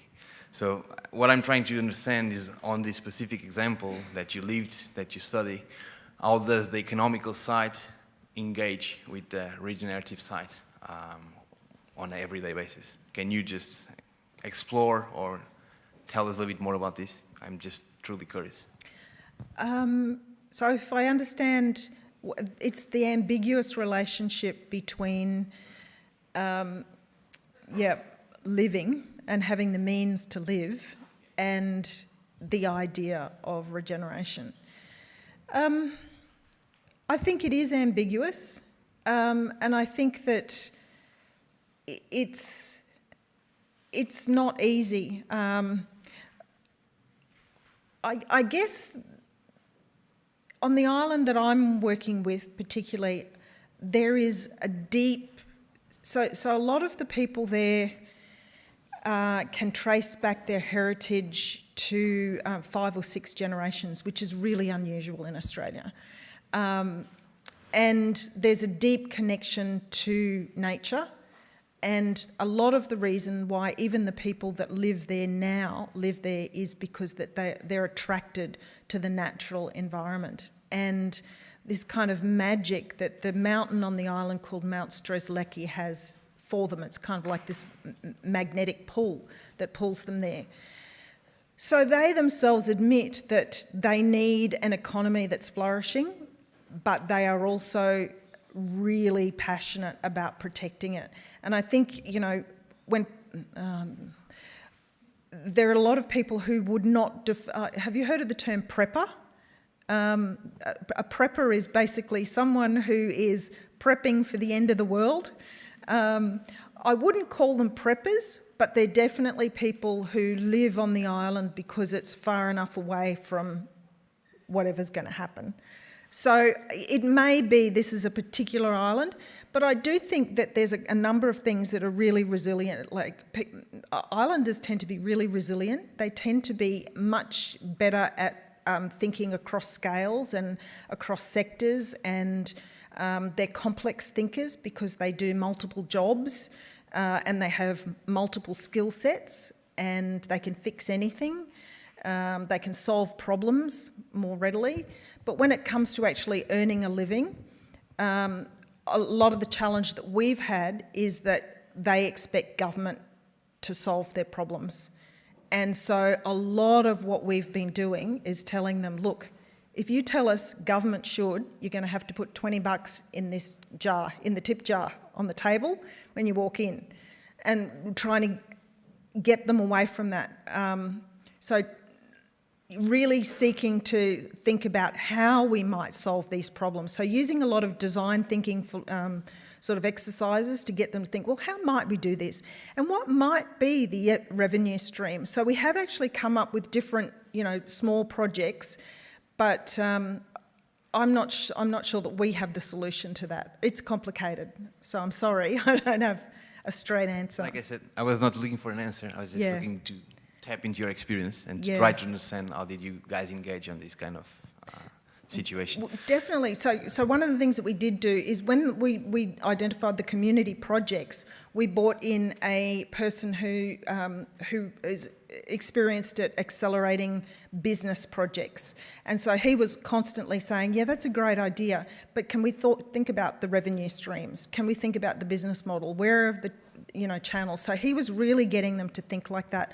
And I think that, and then we divided them into community projects, which would be funded by government, and then some business projects. And those business projects are taking longer, but they will come out. So that accelerator program, I think, has really helped their thinking.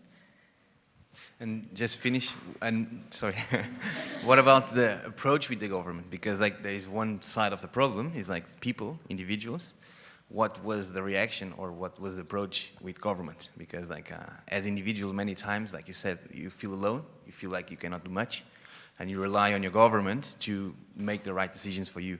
So on the same line of thinking, what would you say that's...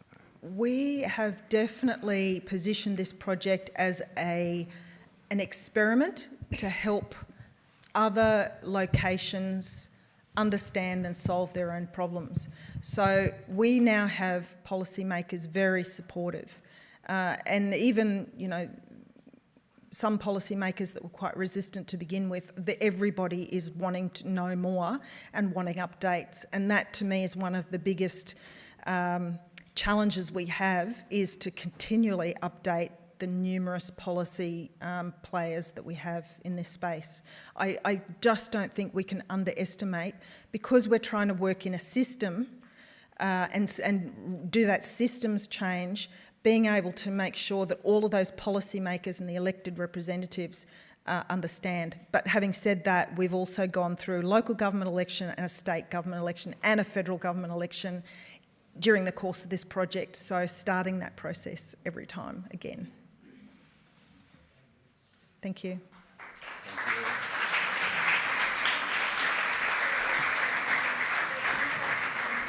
Sorry?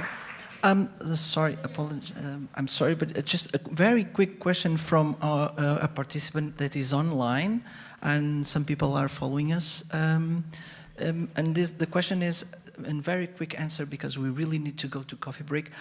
What are the key learnings from your research that may be generalized to other locations, and which are not generalizable or applicable to other islands and should be contextually developed in any intervention?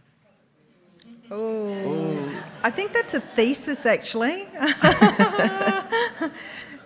Look, I would really point to having a look at the diagram, the two loops diagram in my presentation, because I think that's actually really something that needs to be generalised across understanding triggers, transitions and transformation. So I think, yeah, I'll leave it at that, but... So now we can go to coffee break.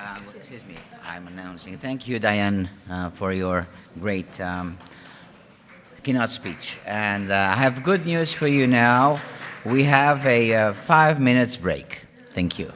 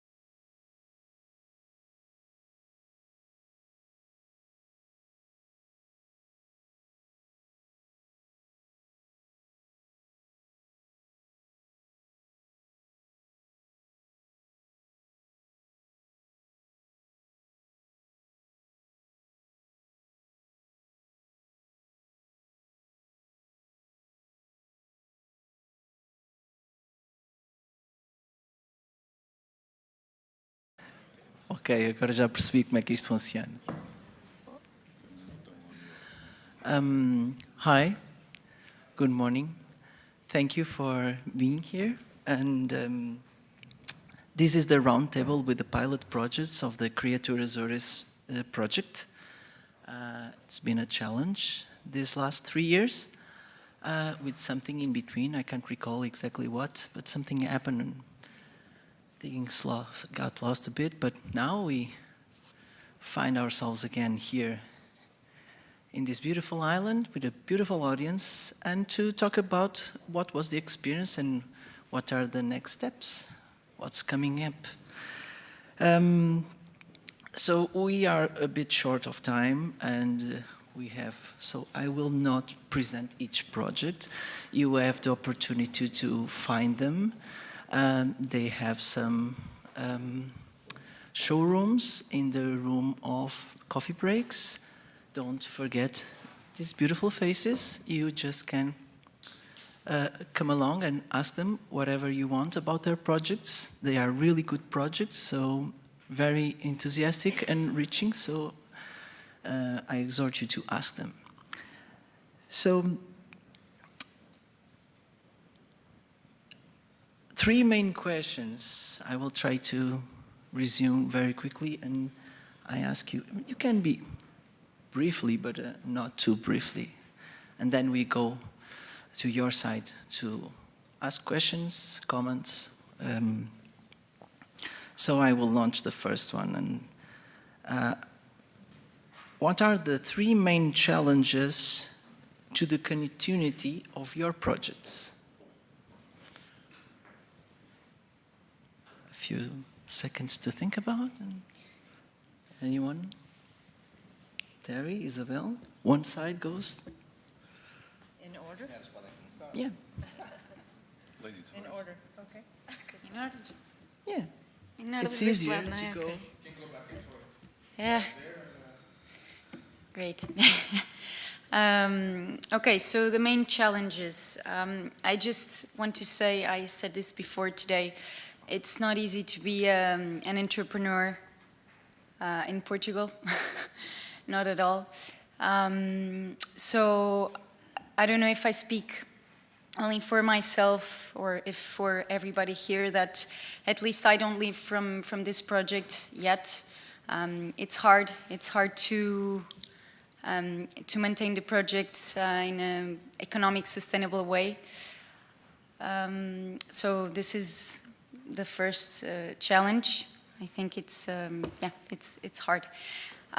Also, the second challenge is the fact that sometimes it's not easy to find partnerships for all the activities that I do. It's hard to find people specialized in one specific area.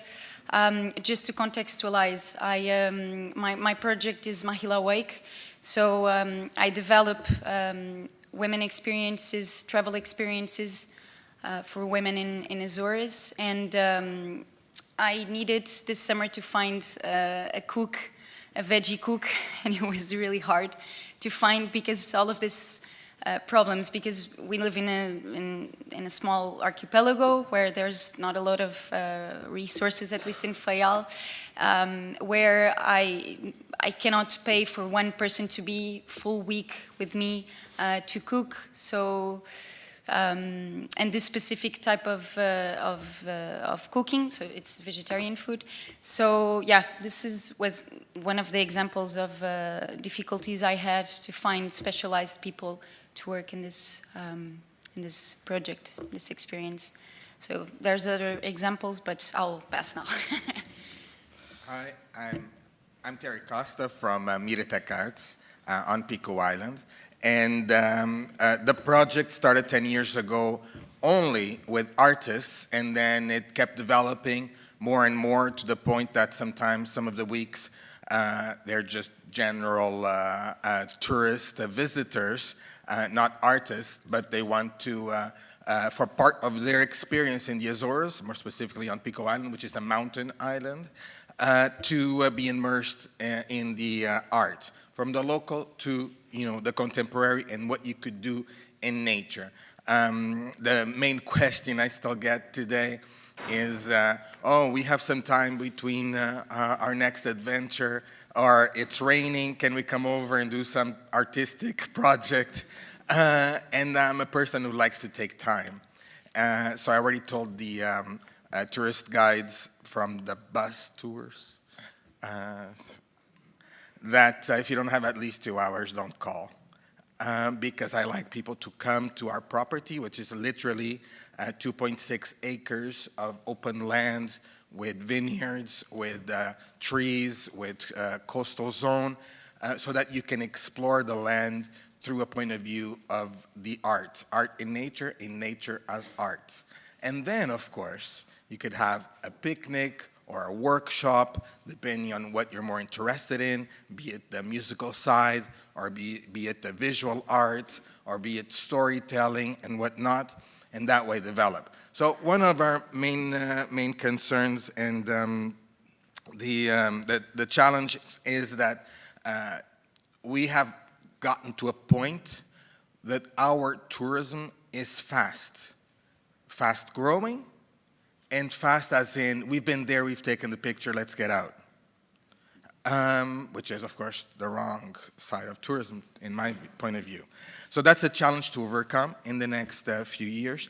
Of course, financially, a lot of the programming, it's people don't pay much to participate in these things. So once in a while, as the national paper, Diário de Notícias called me once the crazy guy from the island, you have to put something out that is really different. Because what's most different is that we are on islands that are very unique. There's thousands of them around the world, but every single one is very unique. And the 9 islands of Azores, each one of them is a completely different world.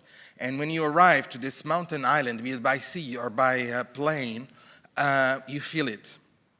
And that's exactly what I try to pass on through my artistic knowledge and everyone that works with us in the artistic world, you need to give time.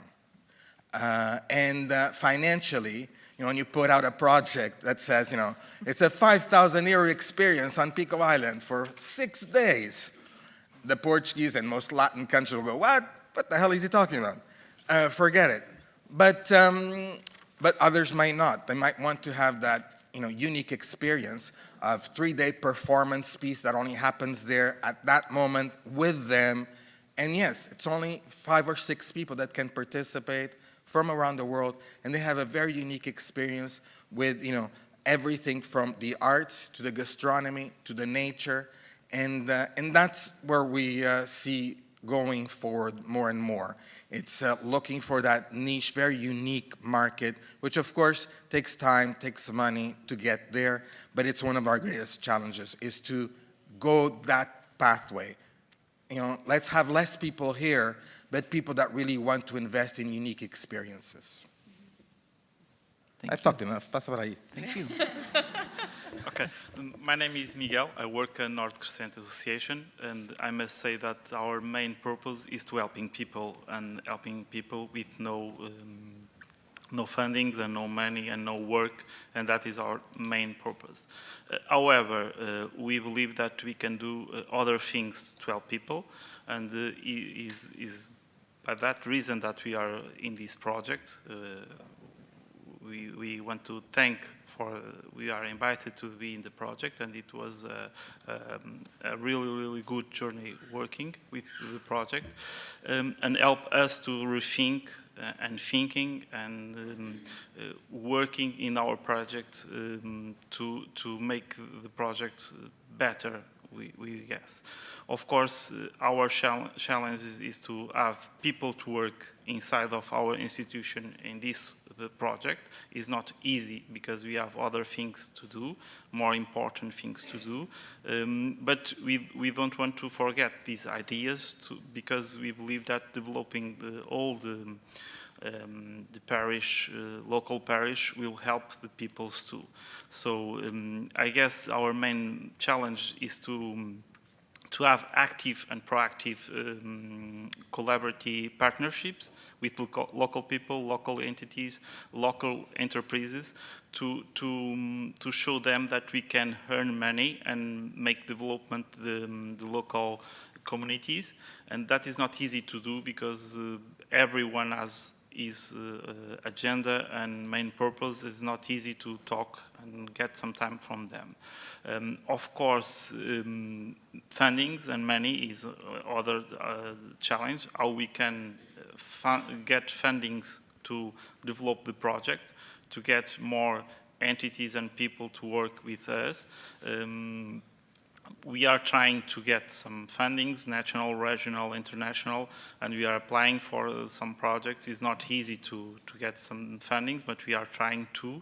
And I think other challenge is to motivating the people to work in this project, to show them that can change their lives and change their way in the future, change their future.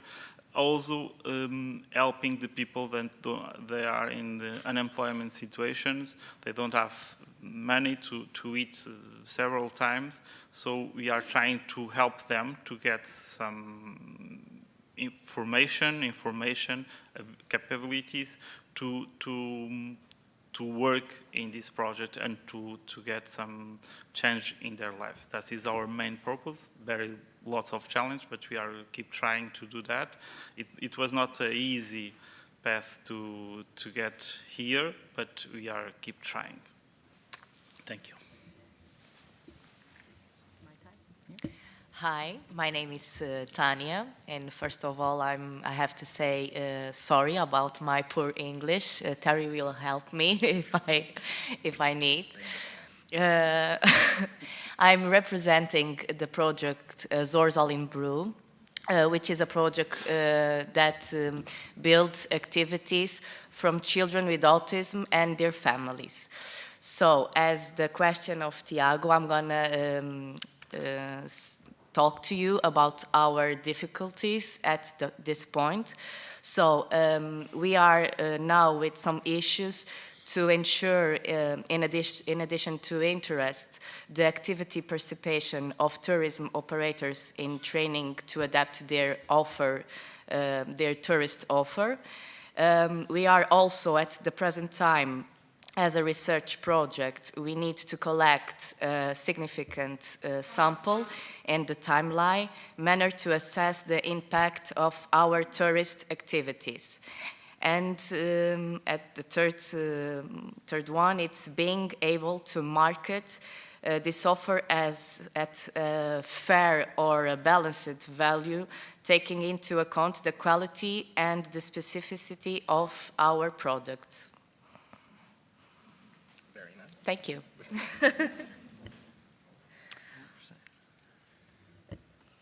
Hello, my name is Gina Pinheiro, and my project, our project, mine and my husband's, is Amagu Wellness Farm, formerly known as simply The Farm. This project was born out of head, heart, and gut, which is why the last presentation really hit home with me.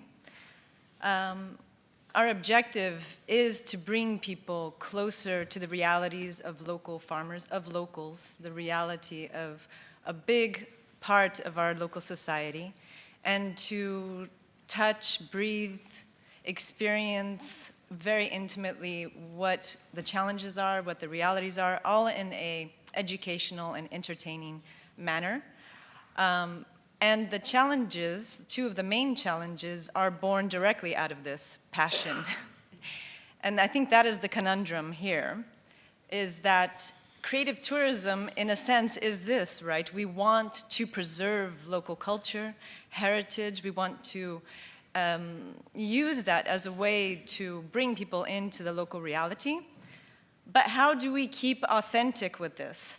How do we, because I've had the experience of having large groups come to my farm and having 1 or 2 people come to my farm. And it's very different when I have 38 people versus 2 people. And so the conversation has gone on between my husband and I. How do we keep this fully authentic? I don't want this just to be money-driven, but we need to survive. We need to make this viable, monetarily viable. And so that is one of our challenges. My husband and I feel like it can only be he and I to offer this. But then we have so much more that we want to develop on our wellness farm. There's other things that we want to offer to people. But if it's just he and I, that we feel to make it genuine, what do we do? So these are the conversations that we're having. We want to bring in help, but how do we do that in the most authentic way? Or how do we continue to make our offerings still genuine and from the heart as well? And then the other thing I would say is continuing to be unique in creative tourism. So then other people may start capturing certain elements of your offering, like come pet a cow or come milk a cow, but then it's missing those other components that we spoke about. So how do you transmit to the public that you're any different than that? The wording, the feeling. And that's another thing, is that communication, that languaging. And lastly, I would just say, not necessarily related to that, is finding dependable people to help you when you're in a remote part of the island. The Azores in and of itself is a remote archipelago. We've become more accessible to the world, but we are in what was maybe formerly and still known as the 10th island, because we are in such a remote part of this island. So finding people to help you and really understand your passion, objective, what it is that you're trying to offer is limited, because many are now moving to city centers or abroad. I would say that those, at this point, are our 3 main challenges.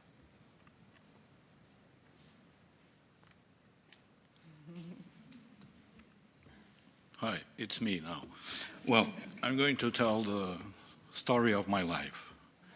If you want to live now, you can do it. In 3 minutes? In 3 sentences or less. 3 minutes? In 3 minutes? In 3 minutes.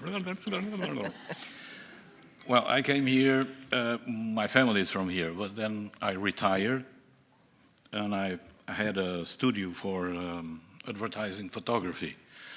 And so I sold the studio, I sold everything, and I came here and with my wife now, and we had a house, and we start the business of bed and breakfast, a bit better than bed and breakfast. It's another level.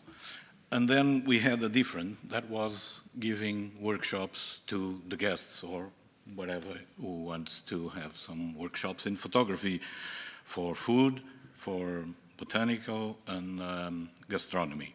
And I had a package of 5 days with the 3. I made one before I know this, met this creator project. And I did one, it was quite nice, it was very good, and the people, 2 persons participate, and it was very good experience. And then came the creator project, and the thing that I learned and they advised me to do was to do, cut and to have 3 workshops independent. So I did 1 day, half day of botanical, 1 half day of gastronomy and landscape. And I'm doing a new one that is, I think it will be very good. It's photography with wine tasting. It will be next year. Well, we had the pandemic, it was okay, it was bad for the business of our bed and breakfast, but amazing. I did some workshops during that period. Until now, I did already 13 workshops with a lot of people. Was nice experience. The problems that we had, well, it's not really a problem because I do this because I like to do this. And if I don't earn enough money with this, I don't care. But my wife is an economist, and it takes care of the numbers. So I do the workshops, and I'm very happy with that. And sometimes I forgot to ask for the money, but then she said, well, did he pay? I said, yes. Well, but they all did pay the workshops, and they went quite well. And I did one, the last one in food photography was May? I can't remember. It was with the man from Netherlands, and he wanted to do landscape. But that day was really heavy rain. And usually I say bad weather is good weather for taking pictures. But that day was really a mess. And I told him, well, why don't you do food photography? Well, but that's not funny, that's not nice, that's not... I said, well, let's do that. And if you like, you pay. If you don't like, you don't pay. My wife wasn't here. And then we went to Tashka. Tashka is where I do the workshops of food photography. And then we had lunch, and then we went upstairs and we started. The workshop is supposed to be 4 hours, and we stayed there for 6.5 hours. He enjoyed it very much. He even phoned his friends saying, well, it's amazing, it's very funny to take pictures of food. I didn't realize that. So I said, well, see, bad answer, now you have to pay. 3 minutes? Okay, well, that's it. And just one thing, it's that I managed to get some clients. That was my difficulty at the beginning, was to get fregueses, the clients. And we did a few things in Airbnb experience. and then in some hotels and some local travel agencies. And it was easy like that. A lot of people came in. And so we did those workshops and no problem. And I don't care if the island is big, small, whatever. We take advantage of the beautiful things that we have in the island. And so workshops are very easy to do because flowers, there's a lot of them around here. Food, plenty and good. And landscape, it's just go out from this building and you have nice landscape. So I have all the things that I need for my workshops. I don't complain about anything. I don't complain about the money that I don't have or I have, and it goes very smooth. And that's it.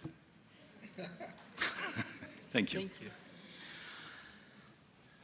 Well, I realize that the two other questions that I have are not that interesting after listening to them. But just to wrap up, we have women experience tourism, an in-depth experience. We have artist full creation experience, and in different islands. And very short, local artisans community development with creative tourism activities combined. We have also creative experiences for family and children with autism. We have also a wellness dairy farm, how to spend a day in a farm, how to be in a farm, and what that can bring to us. And then we have this photography immersive training with all the goods that the Highland can provide. The most interesting thing, and mirroring with the previous project in the mainland, it's that their challenges and difficulties are pretty similar. Lack of resources, lack of time, but they do have this urge to do. They are passionate, they are committed, and they want to engage and give back to their community, and they have this gentle art of hosting. So I think that these are the truly ingredients for creative tourism, and I think that it's time to show the results of this research, but connected with the decision makers and politicians, because in fact, this must be in the political agenda. This must be in the local and regional strategies that sometimes is in the political speech, but in fact, it doesn't happen. I was supposed to be just a moderator, but this is stronger than me. I cannot, it's...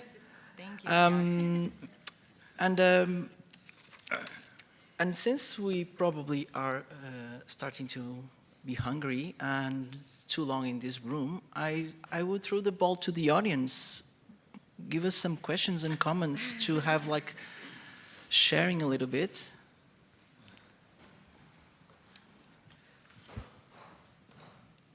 Hi. So, in my opinion, I just want to reinforce something that I also have a project. I also work in tourism. I'm very passionate about regenerative living and development. And I think it's something extremely important that no one mentioned, and is legislation. I think everything is authentic is becoming illegal or not allowed. And the legislation that is in place is old, obsolete, not adapted to support a regenerative system. So I think it's something that is very important that we bring to the table, that we talk about this. The government, it connects with what I said before, like we as people, a group of people, we have limited reach because we can have amazing ideas, we can bring tremendous projects out, but if we are completely cut down and pushed down and limited by law, I think things will not develop, regenerate, or change. And we have, I don't want to point out specific examples, like but there is many examples of people that are doing things that are even against the law at the moment. And there is a famous sentence: a law only serves the population to a certain degree, or people just only complain with the law if it's suitable. So I think it's an important point that no one mentioned, and I think many of us feel on an everyday basis. I think there I are don't two wanna- questions here in the middle. Tell us where you're from and give us a little context, okay? Yeah, okay. My name is Tatjana Tim. I'm professor from tourism management at Constance University in Germany. And as far as I understood, everybody of you is doing his or her own marketing with a website and flyer. And I also heard that a kind of umbrella marketing is supposed to come up via this project. How is this going to look like? So how is this umbrella marketing within the destination marketing strategy of the Azores, and what are the target markets? So what's the strategy behind that? Well, maybe this is not the right panel to answer you. I can just throw some hints, because these are the pilot projects, the practitioners in the field. As a research, I can just do the parallel with the Creator project in the mainland, because I was just a consultant in this project. So I provided the experience of the previous project along with Nancy Dexbury, my colleague. And so there was also, this was mainly a research project, but also with the aim of action and providing some kind of a space for laboratory to try out. And these were the first pilot projects, and the idea is to disseminate the concept and create an agenda. So this is the very beginning, the first step for it. Obviously, there was like a pretty big imbalance due to the pandemic, but I think that now this research project is ending. It's time to reflect on the results and to think about what comes next. What I can say is that after the project in the mainland, and this was the continuity, and we hope that we might continue with also research action projects within creative tourism and regenerative tourism.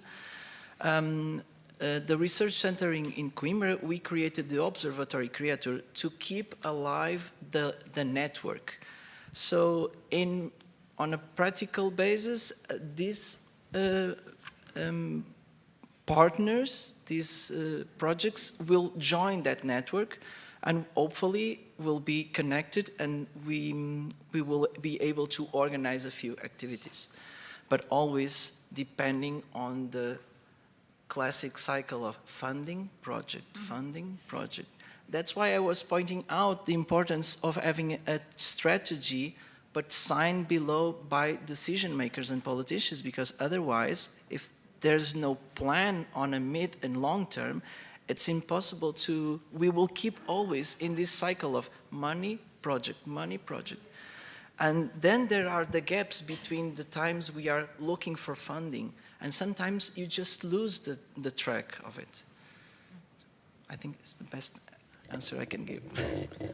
I would like to speak, because this for me is what I see is only the beginning of something that we should really invest in promoting island regions. And the fact that, for example, just looking at our local regional government, cuts on education and culture right away doesn't give us, that strength we need to keep working towards a better future. But through these projects, just the fact that we met in the last few months, couple of years, I really see that this keep growing, this network, and we have to be the ones pushing and insisting that funding is allocated to this aspect, of the sector, the tourism sector. That, you know, it's really easy to spend 4 million euros to promote this region in North America alone on publications, but then you don't spend that on developing the local. And that's the number one, is that, you know, if everyone that comes to visit us sees that we are a happy society, that we're working well together, we're proud of what we have here, they're going to keep coming back. Because just as an example, those 6 that came from Thailand, Japan, UK, and US and Canada to a performance experience for 1 week, which was only last March, 4 of them already returned with family and friends in less than 1 year, because the experience was that much more immersed and that much more overwhelming. And you can do that through the creative, the arts side of it. So keep investing in those departments, in those sectors, and let's put less publications, advertisement in magazines that don't connect at all to our region. Thank you. Yes, I'm Maria, and I'm a tour guide, and I'm a tour manager or director, which means I've got a split personality. But first of all, and most important of all, I'm Azorean. And I'm Azorean by birth and by choice. And as a tour guide, all you've said resonates with me and our colleagues. I know we don't have many here, but we have some. And of course, one of the things that really worries me is authenticity. Yes, it does worry, because I can see, are we losing it? I think that it changes. It changes. And change takes time. I know that you want it to be quicker, but it takes time. And probably all this wisdom that I'm sharing now comes with old age. But anyway, the thing is authenticity. What is it? One of the things that we studied in the post-graduation at University of the Azores was exactly that. Authenticity changes. And us as tour guides, many times I think that we have a tremendous power. We have the power of saying whatever we like to those people that spend 4 hours or 6 hours on one of our islands, have got no contact with anybody else. Oh my God, I'm so powerful. But I want to keep it authentic, so I don't lie, and I don't tell them out of this world things, and I try to give them as truthful and faithful information as I can. As a tour manager, I also worry about authenticity, because a tour director or tour manager does more than guiding, does, of course, the management of the group, also some of the design of the programs. Well, in my part, at least, I'm part of the design of the itineraries and the experiences. So I also worry about authenticity. And I don't think there is an answer, like one answer to it, but I think that it's very important that we don't lose sight of the final goal, of the final purpose, which is those people that come through the Azores, they're going to enjoy it very much, but how much are we going to change because of that? So that's my final purpose as an Azorean and as a tour guide, tour manager, is to share as much as I can, but not create a new authenticity because of that, but to keep what we've got. And to keep what we've got, we don't need the large hotels that the government just approved building or rebuilding. We don't need them. We need less to have more. And in that case, Terry is right. Terry is, by the way, always right. Thank you.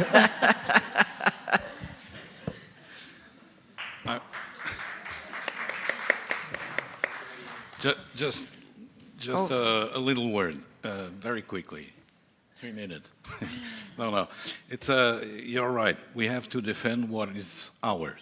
And I do that in my house. My breakfast is only local products, and all the guests, they write on the book and they write on the comments that breakfast was wonderful and typical from the island. And we can see that large hotels here like here today, we have mineral water from Furnas, a lot of them, 24 different brands, and we had to put this brand here that's not ours. Why?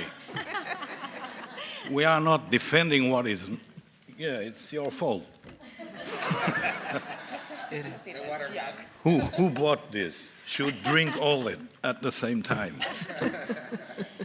We have wonderful waters here. We have Magnificat, that is one of the best in the world. The Renova bought that water because it's very, very unique and similar to the Perrier.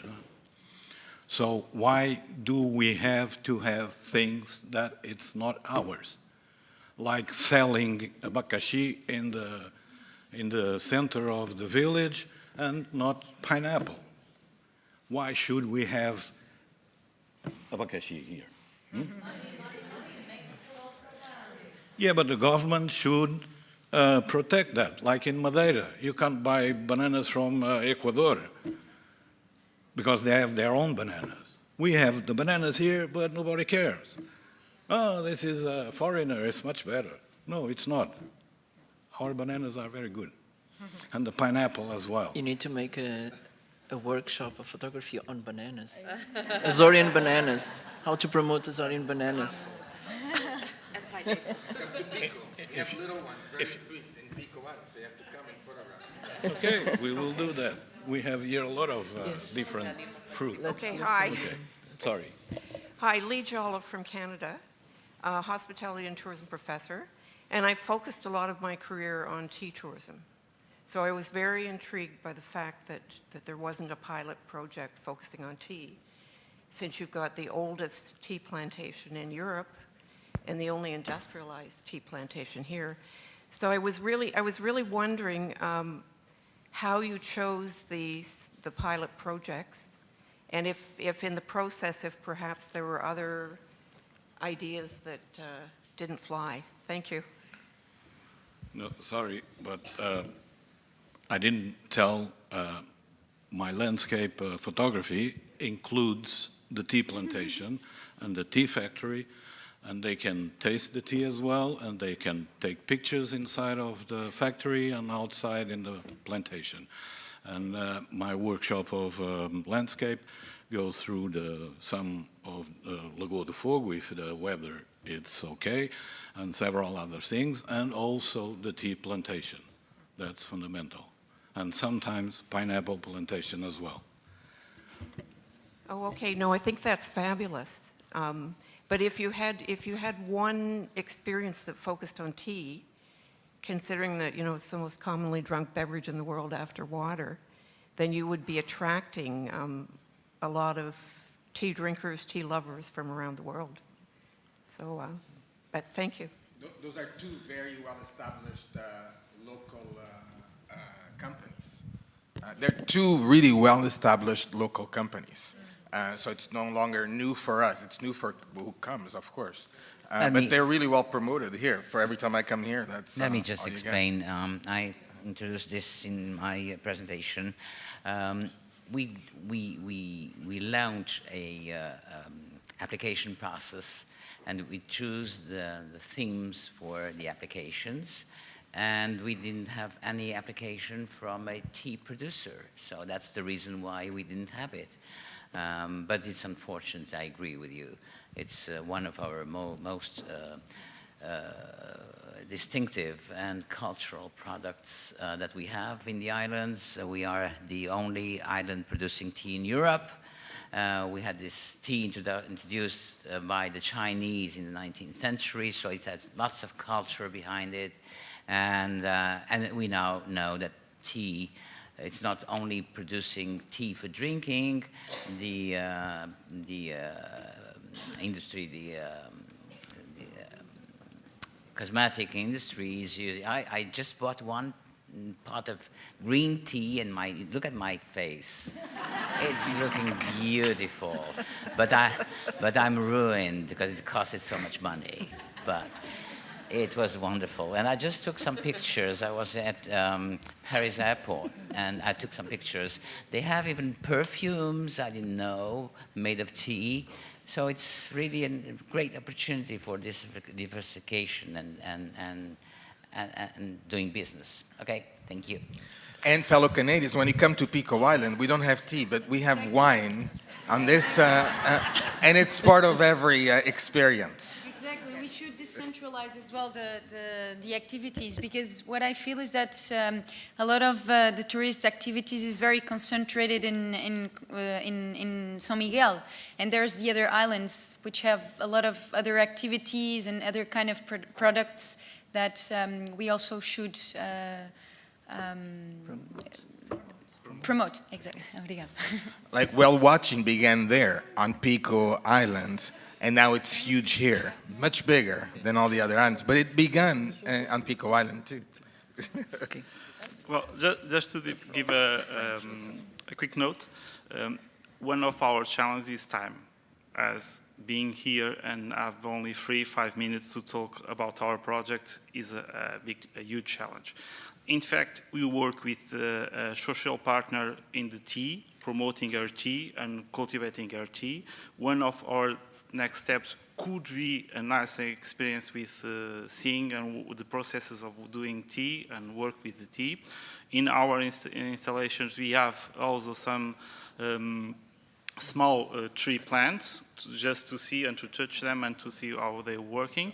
We have also an international project to know how we can improve our tropical fruit, and we are working with a partnership with banana and pineapple. So we are doing lots of things at the same time because we are going out of fundings and we are going to doing first the things that we are funding. Also, we need some partnership, we need some help, we need some marketing, we need some legal structures that can help us to work. Of course, we work with people, they don't want to have easy enterprises because the context costs are very high, so they don't want to sell or have their structure formal or legal. So we are working with them to provide them some support and to help them to how we can be creative to going to the market. Of course, we need to go to the foreign markets to see what the tourists want and to connect to them or to try to keep in the island, keep in the local products the best share of the money that the product gives to us. Because we know how the tourism work. It's main companies that are working in tourism, that main companies that keep the money that works in Azores, and much of them will keep in their countries, not in our countries. So we need to keep some things or to try to change this fact. It's not easy. We'll need time, we'll need work, we'll need help, and we need lots of things, and we are doing that step by step, all with things that we have. There are not much more, but we are trying, and we will try to do it. Okay. Oh. Yes. Because I just have to... I know, Tiago, I'll be real quick. But going back to the question about the kinds of projects that, pilot projects we have in Criatur. Basically, Criatur Azores project put out a kind of call for projects. And the truth is that I would say at this point, I'm on the team, that creative tourism is not really on the agenda here. It's something that we're trying, the project is trying to promote and develop, but the truth is it's not. And certainly, tea would have been a very logical area to work in. But we put out the call for proposals, and we did a very careful selection process. We contacted people, online. We had in-person interviews, etc., to try to select a variety of approaches, a variety of areas of work that could, in fact, develop more in this creative tourism mindset. But in fact, I would say here in the Azores, I don't know what my colleagues would say, but it's an area that needs work. It's very definitely in the beginning stages. And we're very proud that we had this wonderful variety. And you can see that, as was it Terry mentioned, or Tanya, that the interconnection between them, going back to that idea of interactivity and connecting, is very important, that these pilots, got to know each other. Because before this, I had never heard of creative tourism here. Right, Carlos? Nobody, your area is tourism, mine isn't, but so this was really a pioneer program in that sense. So please keep that in mind, that we're, blazing new trails in a sense. Thank you. Thank you. Just one last word. We have one last question, but no, it's very quickly. You can see that there are no pilot projects for all the things that we have in the Azores, like coffee, like handicraft, like whatever. There's lots of things. So the people who are here, they can do their own pilot project. So just work. Not sitting there and saying, yes. No, I have to work. Go ahead and start a new project. You want tea? Come here and start a project about tea. You can do that. It's a good living here. You like coffee? You can go to Terceira and do a workshop of coffee. So just do it. Don't sit there. And let's go and have lunch. And this is the challenge.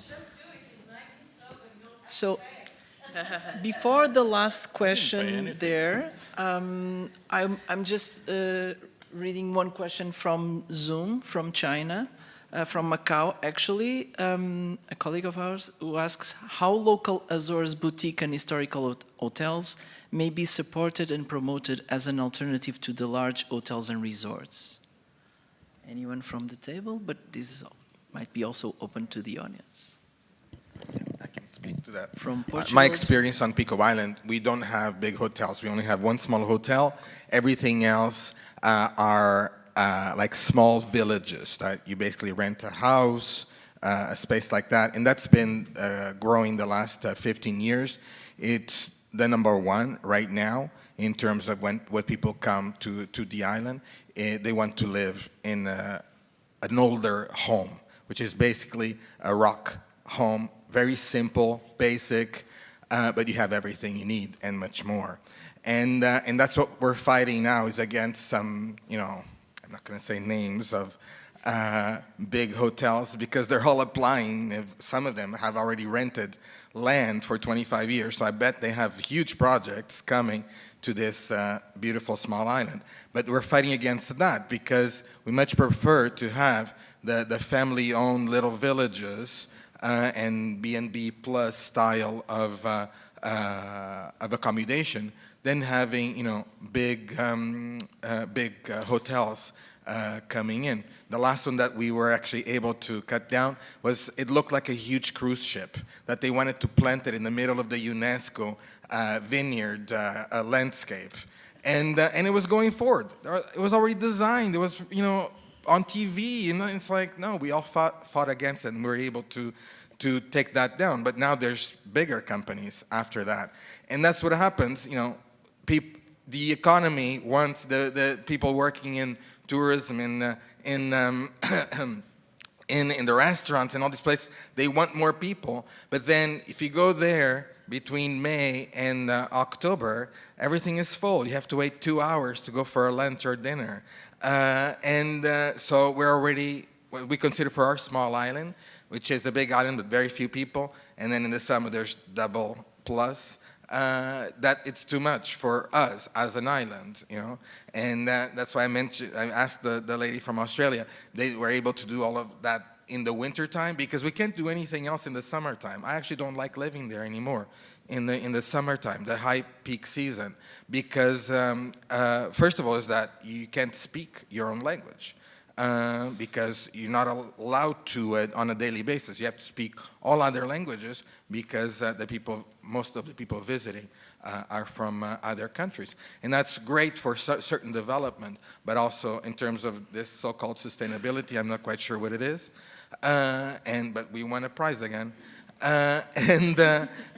So there's too many questions, and we're at that point. I know in my island, I'm not sure here because I don't live here, but I know in my island we're at that point that we're at that political stage that there's local residents that they had to change their whole lives because of tourism, and then there's the tourism sector that wants more and more and more, and it doesn't matter if they wait 2.5 hours to sit here to have the best steak.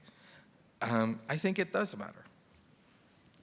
But smaller houses are the way to go in our islands that are not big cities. And the thing is that the quality, when you have this massive, well, it's not massive, but a lot of tourism coming, for instance, to Pico, you see that the quality of the service, it totally decreases. I can see the difference on going into a restaurant during the winter or during the summer. It's totally different. And the tourists will also see this. So I think maybe the idea would be to dilute this, this concentration of tourism during the summer to the winter months, not building more hotels to increase the lodges, the beds, but dilute this during the year. I know it's not easy, but that's why the creative tourism maybe will But if you go to the Visit Azores site right now, it's promoting summer adventure, right? They don't care about winter. And I have lots of friends coming from Canada to our winter, or from Finland to our winter, and to them it's amazing. It's like, oh, this is like a nice brisk spring into summer day, blah, blah, blah. Even when it snows on the mountain, at the top of the mountain, which you can ski because it's a 700-meter crater, but only in the crater, don't ski down the mountain. But another huge mistake that is happening right now is that many of our restaurants don't have anybody from here working. It's a huge mistake. I travel all over the world, and I only choose places that I can feel that I'm part of that culture for that moment. Because I can go back home and do other things. And that's a huge mistake that is happening in Azores. So we have to turn that around as quickly as possible before, it's too late. Yeah. Last question. Yes. Thank you very much. This is the last question separating you from lunch. I'm Ruba Saleh. I come from a business school in Brussels. I would like to resonate what you were saying, Rosa. It's really very difficult after COVID, and actually maybe even before, to trigger innovative cultural tourism solutions. We had the same problem with the Horizon 2020 research project, Biculture. We were working with 6 different regions, and we managed to have only 19 projects, while we really worked a lot on advertising, reaching out to people, speaking one-to-one, etc., etc. So already having 6 amazing projects is a great, great success. And it's very inspiring to listening to the 6 entrepreneurs and their not only brilliant projects, but also achievements. My question is related to the shrinking budgets and shrinking subsidies to the cultural and creative industries, but also to creative tourism. What's your take on working with corporates? We know that more and more corporates are interested in social responsibility and engaging with climate change. We know about more and more impact investors interested in really contributing to improving people's lives and local communities. I haven't heard about corporate cooperation. We had the discussion, me and Terry, during the break, but do you see this as an option for your revenue regeneration in the future? Thank you. Yeah, I can start. Yes, you see it. We tried. It's not easy is hard to bring value to the corporates. It's not easy that the people work in corporates see us our interesting partners or interesting projects, but we are trying our best. We are trying to, I think in last years we are trying to make our product, as I said. I see which people are trying to work with products we can have, and then we can have something to offer. But we need fundings, and we are looking for the corporates to work with them to bring them. One of our interests that as we are a social institution, so we can bring by that side also, and we can join all three things, enterprise, social, and people. So we are working that. It's not easy. We are starting to do that. So.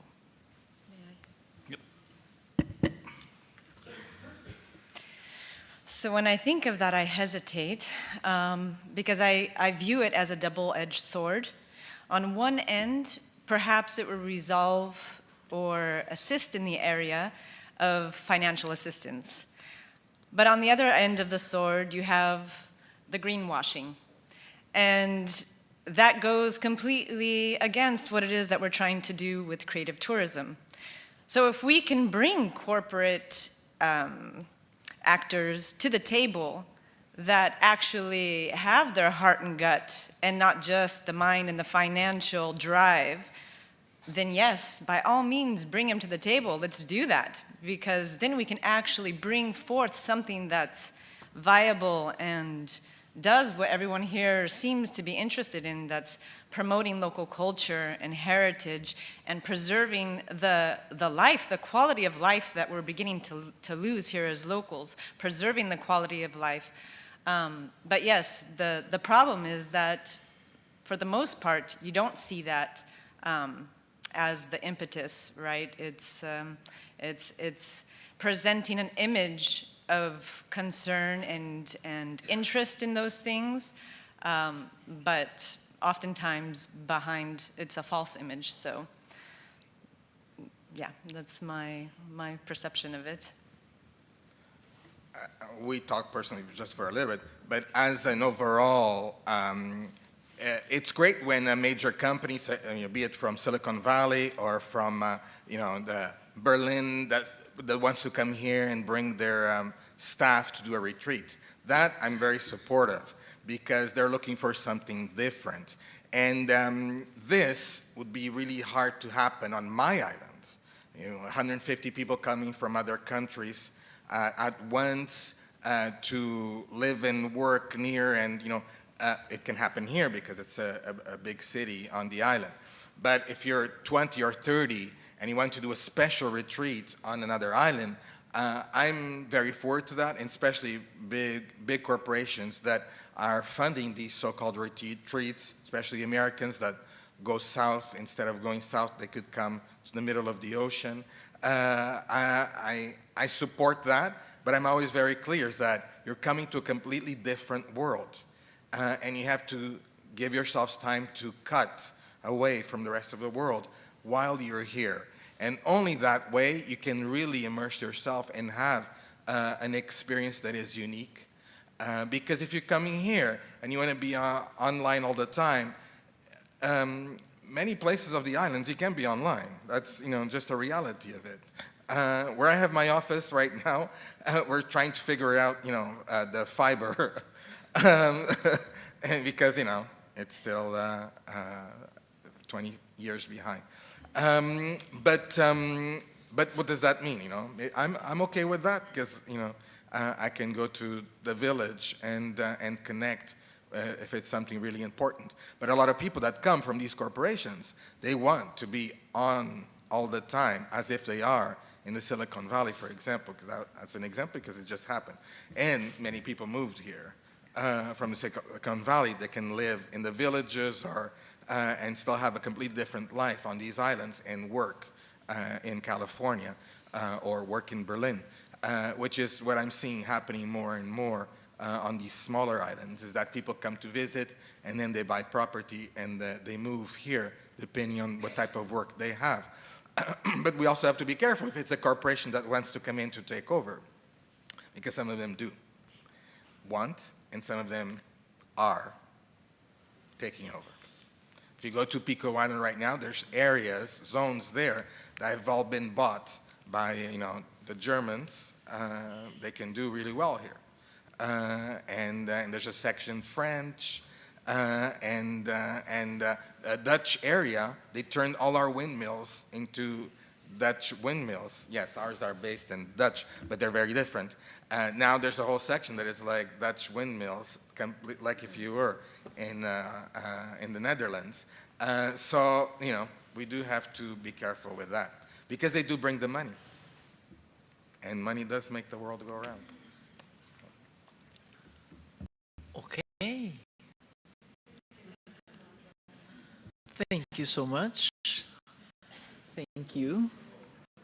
And we are ready to lunch. Just one remark that for those who are interested, at 2:15, we don't have a lot of time, for those who would like to do a guided tour to the Archipelago Art Center, at 2:15, you have to be in the reception and just say that you're for the guided tour.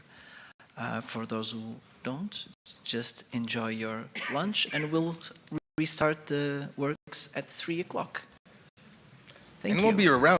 People can talk to us, right? Yes, and obviously,